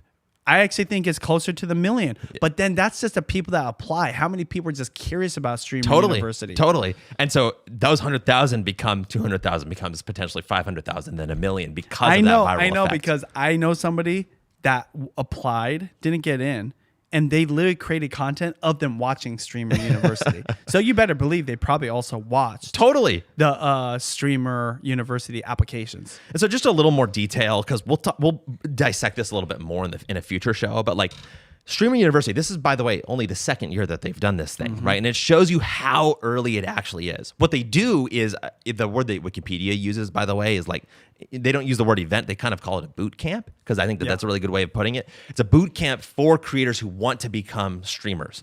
And so, yeah. I watched some of the classes and the things that they're teaching these people. Hella obvious stuff. Totally. In fact, we're going to look at one in just a moment here. But I want to finish that thought, which is that, one of the things that is really fascinating about this to me is that it's early, and you remember the early days of YouTube, which means that there's a lot that's unsettled. The land has not been settled, if you're using that metaphor, right? In the early days of YouTube, were there competitors? Early days of YouTube, who were the competitors? Well, just were there competitors? But if you have them, I would love to hear them. Well, I guess in a way, Vimeo, Vidler was this other one, and I think that would be it. It was definitely novel at the time, but you could definitely say social media was a competition for your attention. But in terms of like watching videos, that's what made it so special. No one had a platform that you had access to that lets you upload for free and keep uploading for free, like unlimited, basically. I would argue that there was more competition back then than there is now by a millionfold for this type of YouTube upload platform. Now, in terms of competition amongst like short form platforms, a different thing. And actually more and more things like Instagram becoming YouTube, you could begin to argue the other direction at this point, because YouTube has proven that it's so valuable. But back then, there was an open question about whether you maybe should upload to Vimeo. And actually, Hank Green tells this amazing story of these other upstart platforms realizing, well, if you could just get the top creators on YouTube to come over to your platform, you would be YouTube. And so what they did is that the beginning of AdSense on YouTube was these other platforms offering a better cut than YouTube ever did. And then eventually YouTube being like, actually, we're going to raise our cut for the people in the partner program. And then we're going to match them. I didn't know that. Yeah. And so there was competition back then. I thought it was always the same cut from the beginning. I don't think so. Maybe it is true, but I mean, that's the story that Hank Green tells. The reason I bring this up is because in the early days, one of the ways you can tell that it's early is that there's competition amongst platforms, in my mind. And at this point, I would say that if you're thinking of live streaming, you're probably thinking of one of two things. You might be thinking short form, or I should say vertical live streaming, especially something like TikTok or Instagram. More and more, though, the thing that people think of when they're thinking of like true streamer live streaming, which is more horizontal, more like YouTube, is Twitch. Yes. Now, Benji, you know this about me, and I think I've mentioned it a couple times on the show, but this is the time to bring it up, in my opinion. I don't get it. Why are we so obsessed with Twitch? Now, the reason for that, I'm just going to lay it out, and I would love for you to play devil's advocate or add or subtract from what I'm saying, poke holes, but if I had to boil it down to one thing, Twitch got lucky because live streaming and the popularity of live streaming amongst a particular niche was first in the gaming community. That gaming, sitting at your desk, playing a game, showing your face in a corner, and doing kind of commentary was the most economically viable version of live streaming for a very long time in terms of its place in the culture. Now, Twitch, they cater to that. That's why it's named Twitch, by the way. I don't know if you know this, because the whole idea of a Twitch reflex is really important in gaming, right? Like if you're Twitch, then you kind of are able to, shoot somebody, for example, in FPS or score a goal in Rocket League or something like that, right? But guess what? Because there was success that was happening in those places, people started out by doing those things and then started branching out because they realized they could do more. By the way, this is the exact story of iShowSpeed. He started out playing NBA 2K and eventually started doing these other kind of streams, and then eventually became an IRL streamer and pioneered this whole new thing.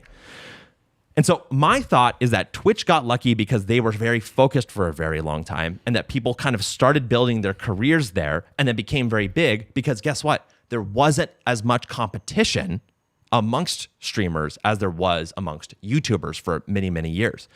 And so, lo and behold, we come now to the point where iShowSpeed is getting 60 million views on a World Cup video. Kai Cenat is getting on YouTube. And Kai Cenat is running Streamer University and getting 1 million applications at a more discerning acceptance rate than Harvard. And what does that mean? More people want to compete.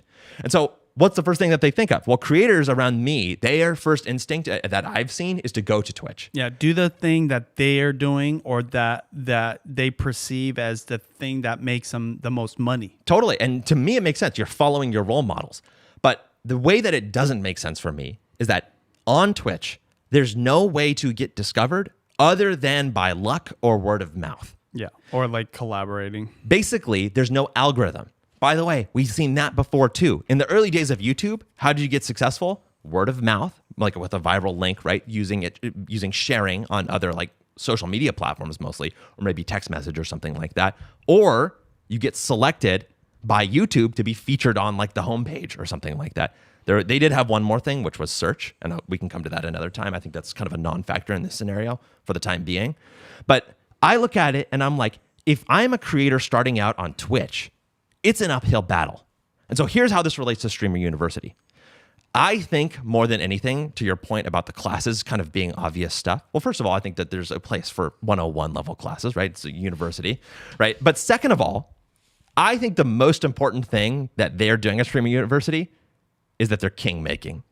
They're basically saying, these are 100 people. I'm going to make you all the successful ones on Twitch. And literally Kai Cenat is the algorithm for Twitch in my mind. They're basically choosing the people who are going to be successful because they're giving them a platform, right?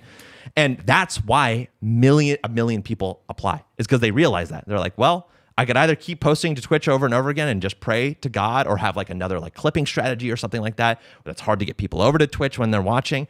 Or I could apply to Streamer University, get accepted, and then I have a built-in audience of people who will watch me because of what's going on and the attention on this one event. Now, I want to play the clip of the class, but I'm curious about your thoughts about that first. Well, of course, every platform has their strength or their niche or their special offering that gets them started. So obviously Twitch, hence the name, was for gamers to be able to live stream their gaming. But I think there's 3 things that separate Twitch apart that made them so significant in the live streaming kind of world. Mm-hmm. Number 1 is the simplicity. It's just live streams. So I think they have play on demand, but it's really not really factored into your business model or discovery, because there is none. Because what do? They take the clips or videos and put them onto YouTube, which does have discovery. So the simplicity of Twitch. 2, the culture of giving and supporting. You know, you talk about like right now, super chat. Sometimes we could get a super chat from someone watching our live stream out here on YouTube, but there's not as much of a cultural understanding of that giving and that support. on Twitch, that's everything. People are making a lot of money. In fact, that's like the way they interact with people by how, whatever it's called, Twitch gifts or like bits or something. Yeah. And so as you're you can literally tell, I don't getting pay- money from people on that. So that culture is part of it. And I'd say the third thing is the fact that all these people just decided, I'm going to stay here and do my thing. This is what's interesting about iShowSpeed. I think he's been on YouTube. Neutrally, do you know a lot about iShowSpeed? Does he even go on Twitch anymore? Or is he like committed to YouTube at this point? To my knowledge, he's committed to YouTube. Yeah. And so that's going to just happen more and more. Yeah. So why? People are going to follow the money. Yeah. And so we talk about one of the downsides of live streaming outside of this fact that you do get this during live stream giving, like super chats on YouTube live streams, but whatever they call it over there. But after that, nothing, right? There's no like residual income. You don't have evergreen videos that keep getting ads run that gives you more, revenue every single month. And so that's one of the things that's going to really hurt them. Where can you get that? YouTube. Yep. Why? Because AdSense is so powerful. And if you have a video that not only gets views right now, but also gets views later. Think about this. It's like we talk about this. It's an impossible task to get your audience at any other platform to Twitch. I know. Okay. I don't know why. Like right now, it just seems like I do know why. And actually, you're the one who told me, which is that everybody's on YouTube. Not everybody's on Twitch. yeah, but people got onto Twitch in the first place. Totally. Well, like, what do you mean in terms of like? Well, I'm saying like people have massive audiences on Twitch. How did they get there in the first place? I think it's because they're tapping into the existing community on Twitch, which was the gaming community. which is the gaming community, which would and make maybe sense. slightly of the And that's beginning why of the IRL. audience is very much that same age. Okay? Exactly. So we're just literally like, what's happening is everyone's competing now for that same community. Totally. It's not necessarily growing as much as like the other ocean of viewers on YouTube. I like literally text somebody that is trying to be a live streamer, like 2 billion logged in users every single month. I think it's like, which I think is a good segue to what we're about to see, right? Yes, yeah, I think so. Let's go ahead and take a look at this. I actually don't remember if this is about the money or the viewers, but let's take a look. Here's for the month of June. Payroll, $225,000. That is for the 50 employees that I have. Events, that is the production of the event. Nice. Final total for the month of June is just the expenses, what I spent. $359,000. Yeah. All right, now's the fun part, guys. How did I pay for all of that? Merch sales. I got $7,800. YouTube. I do not make as much on Twitch, $57,000. I only run about 6 minutes of ads. I'm gonna pause it there just so you can see that zoomed in there. YouTube, $270,000. Twitch, $57,000. By the way, primary platform I believe is Twitch. This is a live streamer teaching everybody what his This business is model is. Now we're at Ludwig. 9,500 subs. That's about what you make for that. Money. I didn't like getting 100 gifts. It made me feel weird. I'm gonna start pivoting to get most of my bread from sponsors. That's the biggest cut of this. Okay, I'm a Rebel athlete. I have an AT&T sponsorship, and I also have an Alienware partnership. These got a long-term partnership. This number's 800,000.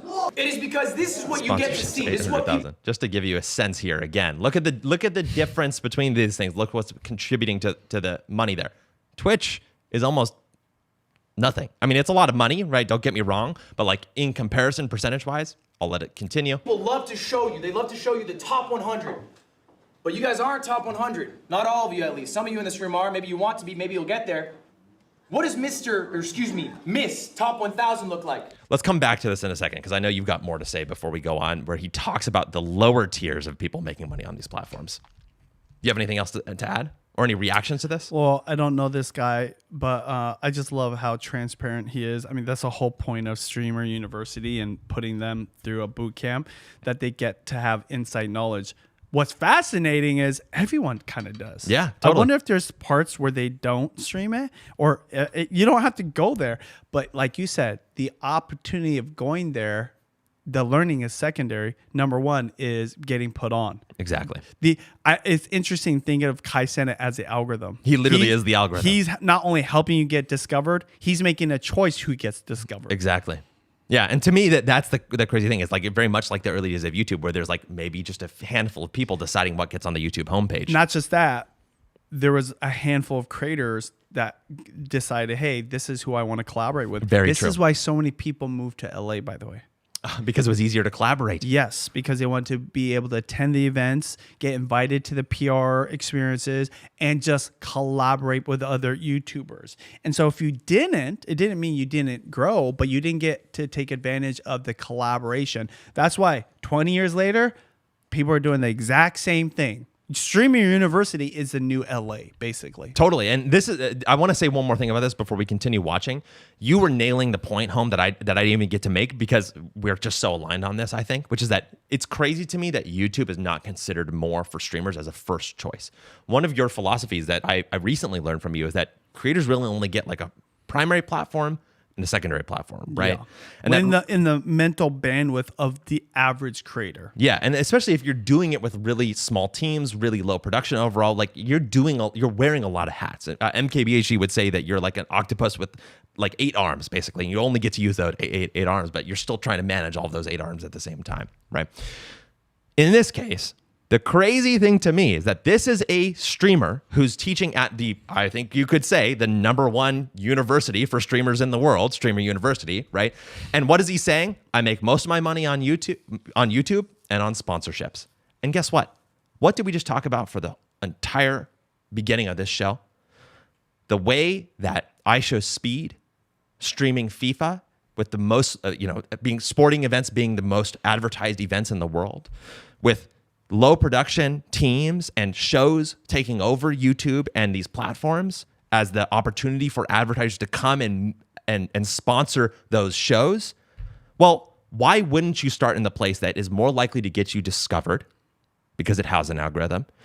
Is the place where 2 billion, is that the number? 2 billion people show up. 2.6 billion.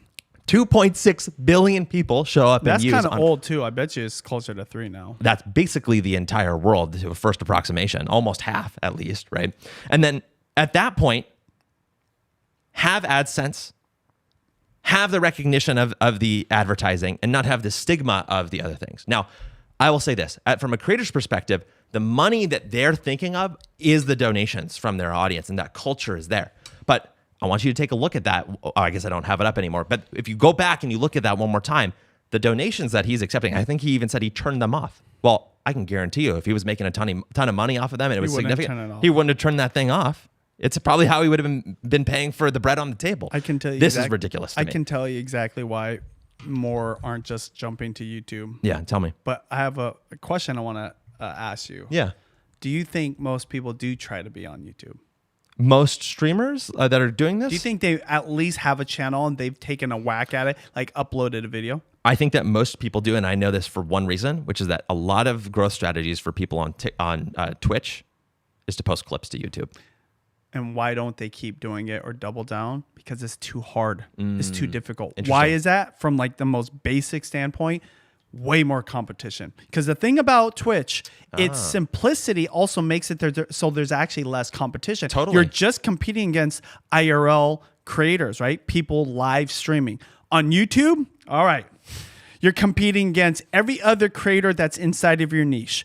Then you're competing against creators on other niches. Then you're competing against podcasts, short form, vloggers, OG creators, brand new creators, corporate brand channels, advertising, whatever the hell else happens on there, right? There's just so many things. This is why I actually feel like YouTube is the hardest in a way than it's ever been, because everyone knew. This is why, we just hit like, I think 150,000 sales of YouTube Seekers. Congrats. We really need to update this, Sean. Okay, 3rd edition, like the whole second half could change. But it's not just because of our book. Our book was just taking advantage of the fact that we knew it was going in this direction, but it's 10x what we could have ever imagined or dreamed of. Yeah.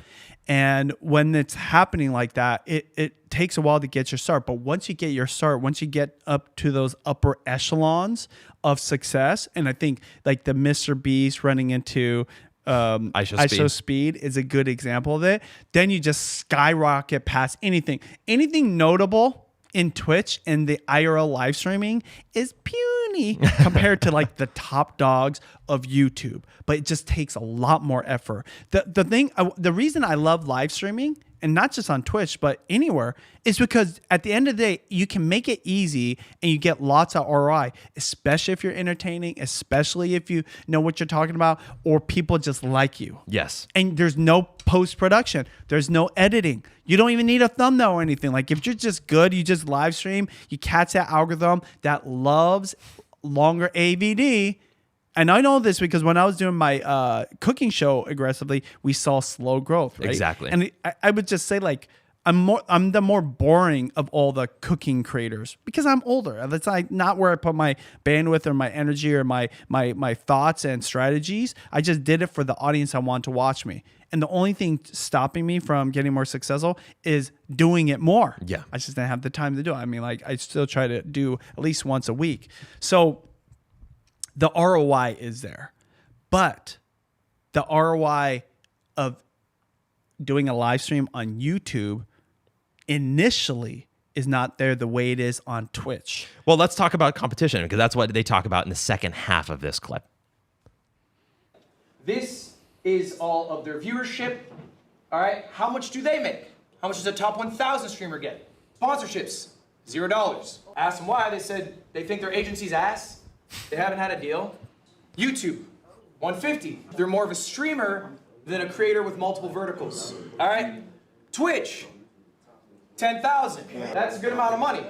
That's comparable to what I'm making. I'm making $10,000 as well. That was your question. They stream 130 hours. 130 hours. A week or month? For the month, this is all the month of June. Well, let's go one. I don't know if you caught that there, but he basically said this top 1,000 creator, right, down from the top, I think 100 is what he originally said, is making the same amount on Twitch as he is making on Twitch, which means that there's a point at which you get this is a good creator. There's a ceiling. There's a ceiling. And that's hence another reason why these people are leaving Twitch as a platform because you hit that ceiling and then suddenly you stop growing. Let's keep watching. Further, let's go to top 10,000, Mr. 10,000. They average 150 viewers. Maybe some of you in this room average a similar amount. They streamed 180 hours, the most of me or top 1,000. That's their sub count. That's how many years they've been doing it. Let's check the revenue for June. Sponsorship, 700. They actually made some effort to get a deal. That makes sense. They've been doing it 6 years. They have better relationships to get sponsors. YouTube, $0. They have no YouTube presence at all. $3,000. Grand total, $3,700. All right? Now, I need you to put this into perspective. That is a top 10,000 streamer in the world. Right. That is not a small streamer.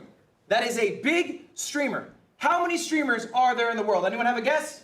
Someone give me a guess. 100,000. Million. Just in the month of June, how many people went live? 5 million. Just on Twitch. 5 million? 5 million. It's not a bad guess, Jason. You're wrong. 6.2 million people. And that guy is better than 6.24 million.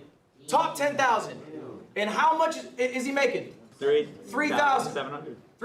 So that gives you a sense of the perspective of the scale of what's happening on these platforms in my mind. And to me, that is the thing that really is just, Mind-blowing. it is, perplexing to me in a way.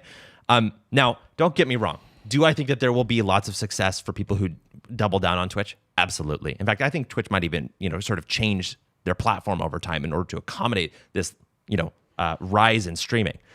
But one of the beauties of YouTube, to your point about the idea of competition, because he's talking about competition on both platforms, right, is that YouTube is very much merit-based.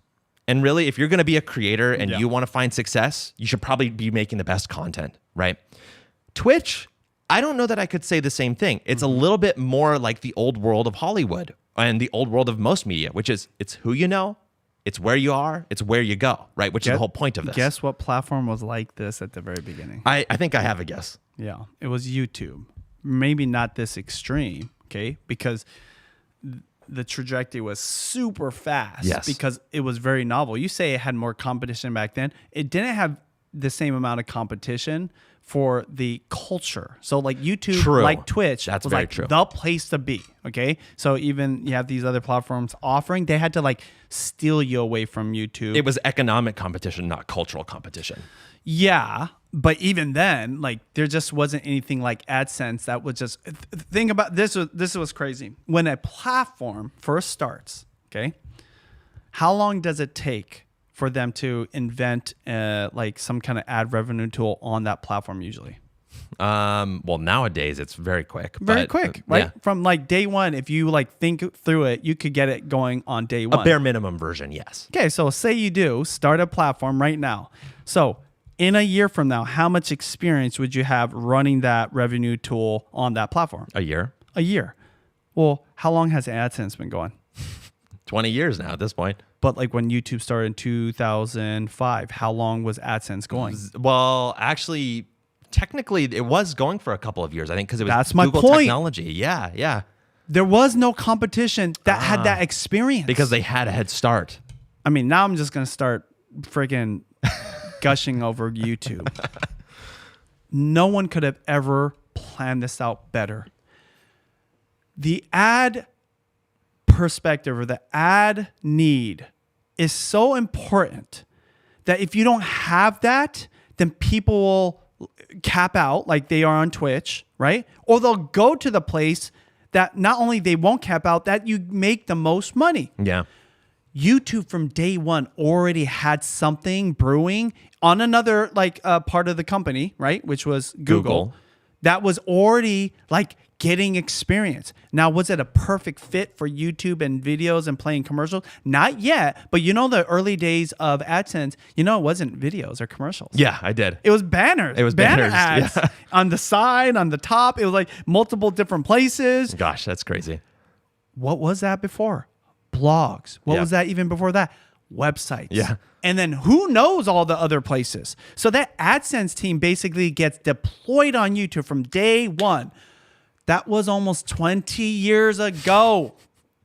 This is why I say it's so massive. It's like somebody trying to create a cell phone company and catch up to Apple. Yeah. It's almost next to impossible right now. Apple has to royally screw up. And that's what's funny about Google. They have royally screwed up multiple times and didn't just survive it. It was almost like, you know, like you shoot a bullet at the Hulk and it just bounces off. That's like what YouTube is with all these platforms. Yeah. Even with TikTok coming in, and they are not just a bullet. They're like Thor's hammer, like slapping Hulk across the face. Yeah.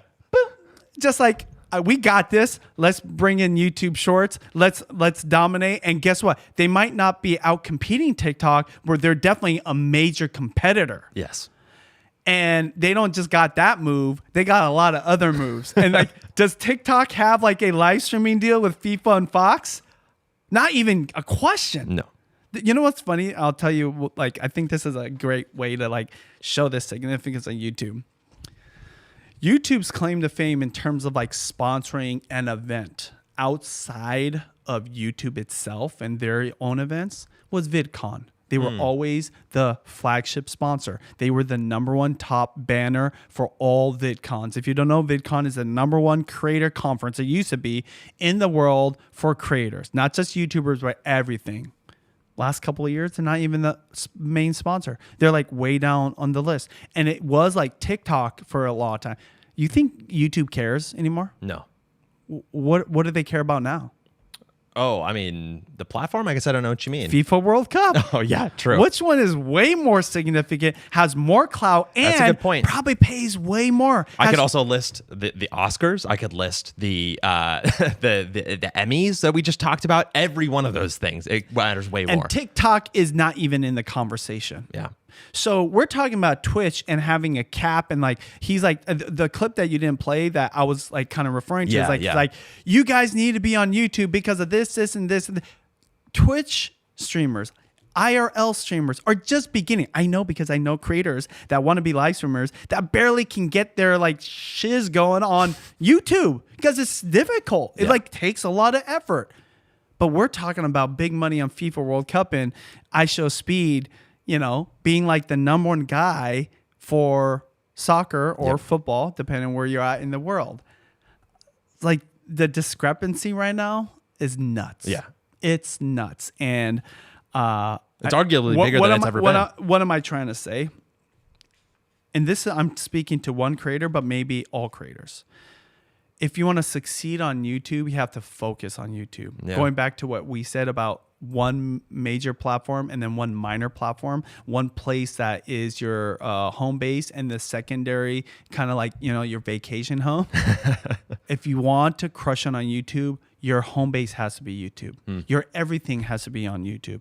Everything you think about has to be on YouTube because it takes that much effort and bandwidth and skills and experience to be on YouTube. I mean, going back all the way to the first topic of the Obsession movie, why did your first movie like do so well? All these like PR junket reporters asking this question, and he probably feels like offended. It's like, it's not my first time putting out content. In fact, I've been doing this for like 6 years and it's not been cutthroat. Yeah. Cutthroat. Okay. YouTube is the ultimate gauntlet to sift out the wannabes and the true professionals. And even beyond that, the superstars. That's how hard it is. It is not going to be your secondary and then become big. Look at iShowSpeed. He probably knows this or felt this or somebody told him this, but it's not even a question. YouTube is in his number one spot. Neutrally, who we never talk about IRL together. I don't know what he watches, whatever. He's like, oh, it definitely YouTube is iShowSpeed's number one spot. You could tell because the deal was not on Twitch, was not on TikTok. It was on YouTube to stream the FIFA World Cup. That is what you're going up against if you're thinking about. So if I was in the streamer university talking to this crowd, I'm like, forget everything else about IRL or whatever you learn. Even this guy, right? I was like, yo, let's just talk about YouTube. Yeah. Well, we're not even talking about best practices. There's one thing you need to walk away from this streamer university. And remember, if you want to be big on YouTube, your biggest attention or your biggest bandwidth has to be spent on YouTube, period. So that means if you're running a full Twitch stream, business, production, and all of that, how are you going to just like be big on YouTube too? You have to move all your attention like the number one streamer in the world, iShowSpeed. That's all there is to it. Our home base is YouTube, which is why we have the segment of the show called The Film Room, where we talk about the channels that we run on YouTube and actually just generally the way that we run all of our social media things. Today, I wanted to cover one piece of something that we've been doing lately, which is packaging. Packaging is the idea that a title and thumbnail and all of the things that get you to click on a video are, in some ways, some people would argue, 50% of the importance of your development of those videos. Now, we talked about at the beginning of the show that I had lost my hard drive, and there was a very important video on there. And that video was a setup tour of your behind the scenes of your kitchen setup for your cooking channel. And we were working on it, and I uploaded it, and this time came up with all the packaging on my own versus our other version of that, which let us get started on it with a much more successful version of that video. Now, I was trying to come up with a title for this because it's a follow-up to a video that we already made that was successful, and I didn't want to steal away from that because I wanted it to be distinct, but I also wanted to tailwind on that video success because this was a longer version of it that went deeper and is a deeper dive. Now, when I was coming up with the title, I realized I had a conundrum. If you look at our channel and you look at the series that we basically call our behind the scenes kitchen setup series, I'm going to pull it up right now on the playlist. The original video that had a ton of success is titled The Simplest Multicam Live Streaming Setup I've Ever Used. That one was probably this channel's biggest winner. And if you want an explanation as to how we came to that, you should take a look at our Film Room series because we just break it down piece by piece. This other video, which is still increasing but at a much slower rate, is titled How I Saved $18,000 on My Professional Live Streaming Setup. And it has a similar look with a similar font, you with the same set of gear, but a slightly different layout with a focus on the price. And what I realized is that I had to make a choice about how to title this video. I could either title it in a way that would pique someone's interest who had never thought of doing a setup like this before, or I could title it to speak to an audience of people who were looking specifically to save money. And the point I'm trying to make here is that there's two different kinds of discovery on YouTube, which is that there is the search engine optimization, which is, I think, a little bit more keyword based when you name your titles. But then there's also the suggestion engine optimization, which is a little bit more emotional, maybe curiosity based when you're doing those types of things. And I'm not saying that these things are mutually exclusive, but I was curious about your thoughts, Benji, about whether when you're titling a video, whether there's a difference between titling it for search and the library versus titling it for the algorithm and suggestion. Man, there is so many variables that would determine how you answer this question. When you're a creator and you think about packaging your video, you have to think about what is it that you even want to create? Who is it that you're creating for? How do they determine what they're going to be watching and when? Because sometimes you might be looking to choose a video because you're searching for that, versus if you're just watching YouTube more as a casual viewer, and so you might want something more interesting versus something that is very specific for like a problem solving, whatever. Exactly. And then same thing with packaging. Is like, what are your skills? Like, what can you even do? Because if you can't do it, well, then you might have to simplify it. So, you know, I almost go out of my way to make all mine not AI'd. Okay? Fair, yeah. I personally don't like it very AI'd thumbnails. I want like a vlog style because I know it works for some creators. Okay. But I'm also understanding like, yo, I'm still competing in the space where there is creators using graphics and AI and all that. That might beat me. Their thumbnails just might be better. So when you're saying like, how do you determine when you're doing for search or for suggested? Well, ask yourself, is this video better for search or suggested? For example, if you are trying to create a video for somebody's search and you want that video to be first, right? Then your whole strategy should be search based in terms of the packaging, the titles, all that kind of stuff. If you're thinking like, well, number one, I might not even be able to compete with that. Yeah. Okay. And maybe I'm like still a amateur at this skill, or I'm like a beginner in this niche, or maybe I'm like, there's no way. I'm just starting from, this is my first few months of doing creator stuff, right? Uploading videos to YouTube. I'm still competing in the same niche as people that have been in it for 10 years. Well, then it's a better strategy to go for the suggestion. Why? Because after people watch that video from their search, right? Their first one or two videos, then YouTube might suggest the next logical thing. Interesting. That's your opportunity, right? I even say this about my Costco videos. Bobby Parrish, there's the Costco guys. It's like a dad and son team. I'm trying to think of other, you know, there's like, there's a couple other Costco creators just dominate mostly on short form. Okay. I don't have the time to be those Costco guys. Yeah. You know what I have time to do? Go to Costco, vlog it hella casually, and it's like make it so easy to edit that I can just upload it. I haven't done this in a while, but I need to like literally just vlog, put it in the timeline, export it. I haven't done that. I need to. That won't be number one on search. I don't even know of a search. Like that's another thing I've learned. People don't like lose search Costco vlogs. They'll type in like Costco deals or, you know, Costco sales or Costco Black Friday or Christmas, you know, like gifts, Costco. And there's a guy, the deals guy. He's the other one that dominates. Oh, yeah. After you watch those videos, though, my vlog might be interesting for people that are Costco nerds, because I feel like I started a whole niche. Yeah, now totally. I see more and more people doing it. To be fair, there was other people vlogging their whole Costco thing, but they weren't thinking like this. So my strategy was to go for suggested. So when I do my packaging, I'm not competing against deals guys, like top 10 deals or whatever, even though I'd still do sometimes. Yeah, I'm like, yeah. no, I got it, right? Oftentimes I would lose. But you know where I would win? When it was like a title that wasn't optimized for search, it was purely not just suggested, but it was like getting into psychology of the viewer. That makes sense. Yeah. Ultimately, it was just like the second best thing that you would want to watch more of after you watch the first thing that addresses your initial search problem, like question or need. And that was my decision making. So what I'm saying is, how do you determine it? I think there's a lot of different variables. search if you can do it and you can compete and you can be the best of the best. You literally have to be the best of the best if you want to be first in search.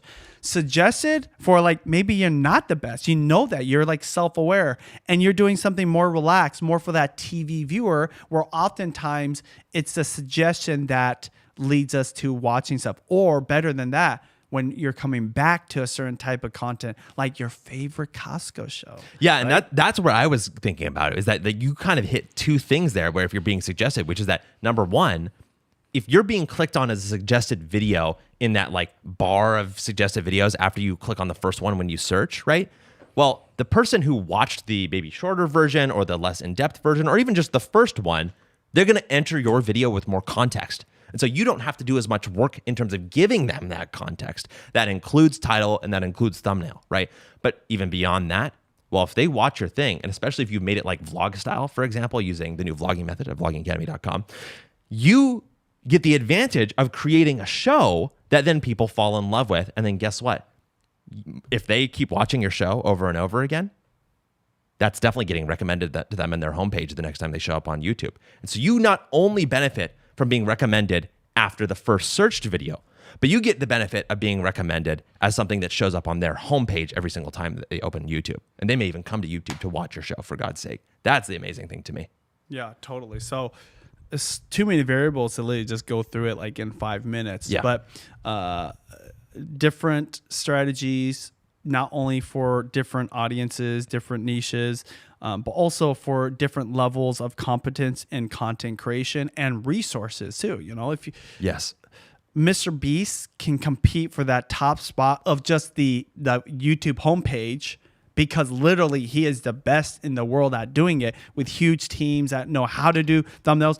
I know people that are on his team that all they do is nerd out on his analytics. I know, yeah. They don't even work on anything else. They just look at the analytics and then give him the data that he might have to spend hours digesting to come out with a decision. They just do it like on the spot. So it's just, they're almost impossible to compete with that. That's why someone like a Sam Solik is hilarious, because he has no team. He gets into his car. I want to see his videos lately, and just drives to the supermarket, not even the gym, and then just vlogs his whole thing, and then we'll get like 1 million views. I think that one was getting like 5 million views. And to me, at the end of the day, I'm all about ROI. Return on investment. For this amount of effort, I get this much in return, literally in views and potentially AdSense. And so to compete at the MrBeast level, you have to put out tons and tons of effort and resources and time and all that stuff to maybe get the big wins. Or if you're at the very beginning, start really simple. You're still putting in effort. You still have to think it through. You still have to be good at it, and you will get better over time. But the ROI might be like extremely better with very little resources, cost, and even like effort. So you can do it over and over and over. Everyone forgets MrBeast, iShowSpeed, all these creators, even my wife, they got amazing at what they're doing because they did it a lot, but not at the high level. Yeah. At the low level. MrBeast, filming challenges at his desktop computer in like a boring room. My wife, shoe boxes, camera on there, and that was her start for a beauty channel that was on the floor of our bedroom with a bed in the back. iShowSpeed, literally in the bathroom, just I think live streaming himself, like taking a shower, not like literally that full, like he was just like getting ready, and that was they use that as an example of like that compared to FIFA World Cup. Start where you can, and that is a better perspective, like how to decide search or suggested. And that's one of the gifts that we got with the TV era, that we can have the opportunity to be the suggested or the second or third or the fourth best, and potentially give you, because more people were staying on YouTube for much longer, and they weren't requiring like the high heavy production. In fact, they were looking just for longer videos, and sometimes it's just easier to do a simple video when you're trying to hit that longer view session than trying to do a MrBeast level production at 20, 30, 40, 50, 60 minutes. We're going to close out the show, instead of with letters to a young creator, just a quick lightning round Ask CSP. If you want to get your question answered on the show, you can leave a comment on any one of our videos, and we get it. You have a chance about being featured in the show, or use hashtag AskCSP and submit a video, or email us at hello@vloggingacademy.com. This is from a live viewer who says, the name is Angeluna Makeup, who says, is there a higher potential for profit in the lifestyle niche compared to the beauty niche? Lightning round answer. Oh, yes, because you can get more opportunities with different types of brands and go way beyond a niche in terms of the scope of the brands you have a pull and access to. So yes, in the lifestyle niche, you have way more opportunities to do brand deals and get paid more money ultimately. Lightning round answer, because it's baking in here and we need to get out of the studio. So thanks to our sponsor, Ecamm, your Max Creative Studio. You can learn more about Ecamm at the link in the show notes, and you can get 15% off and support the show with our code BenjiTV15. As always, thanks to the students of Vlogging Academy, and thank you so much for listening. We'll see you next week.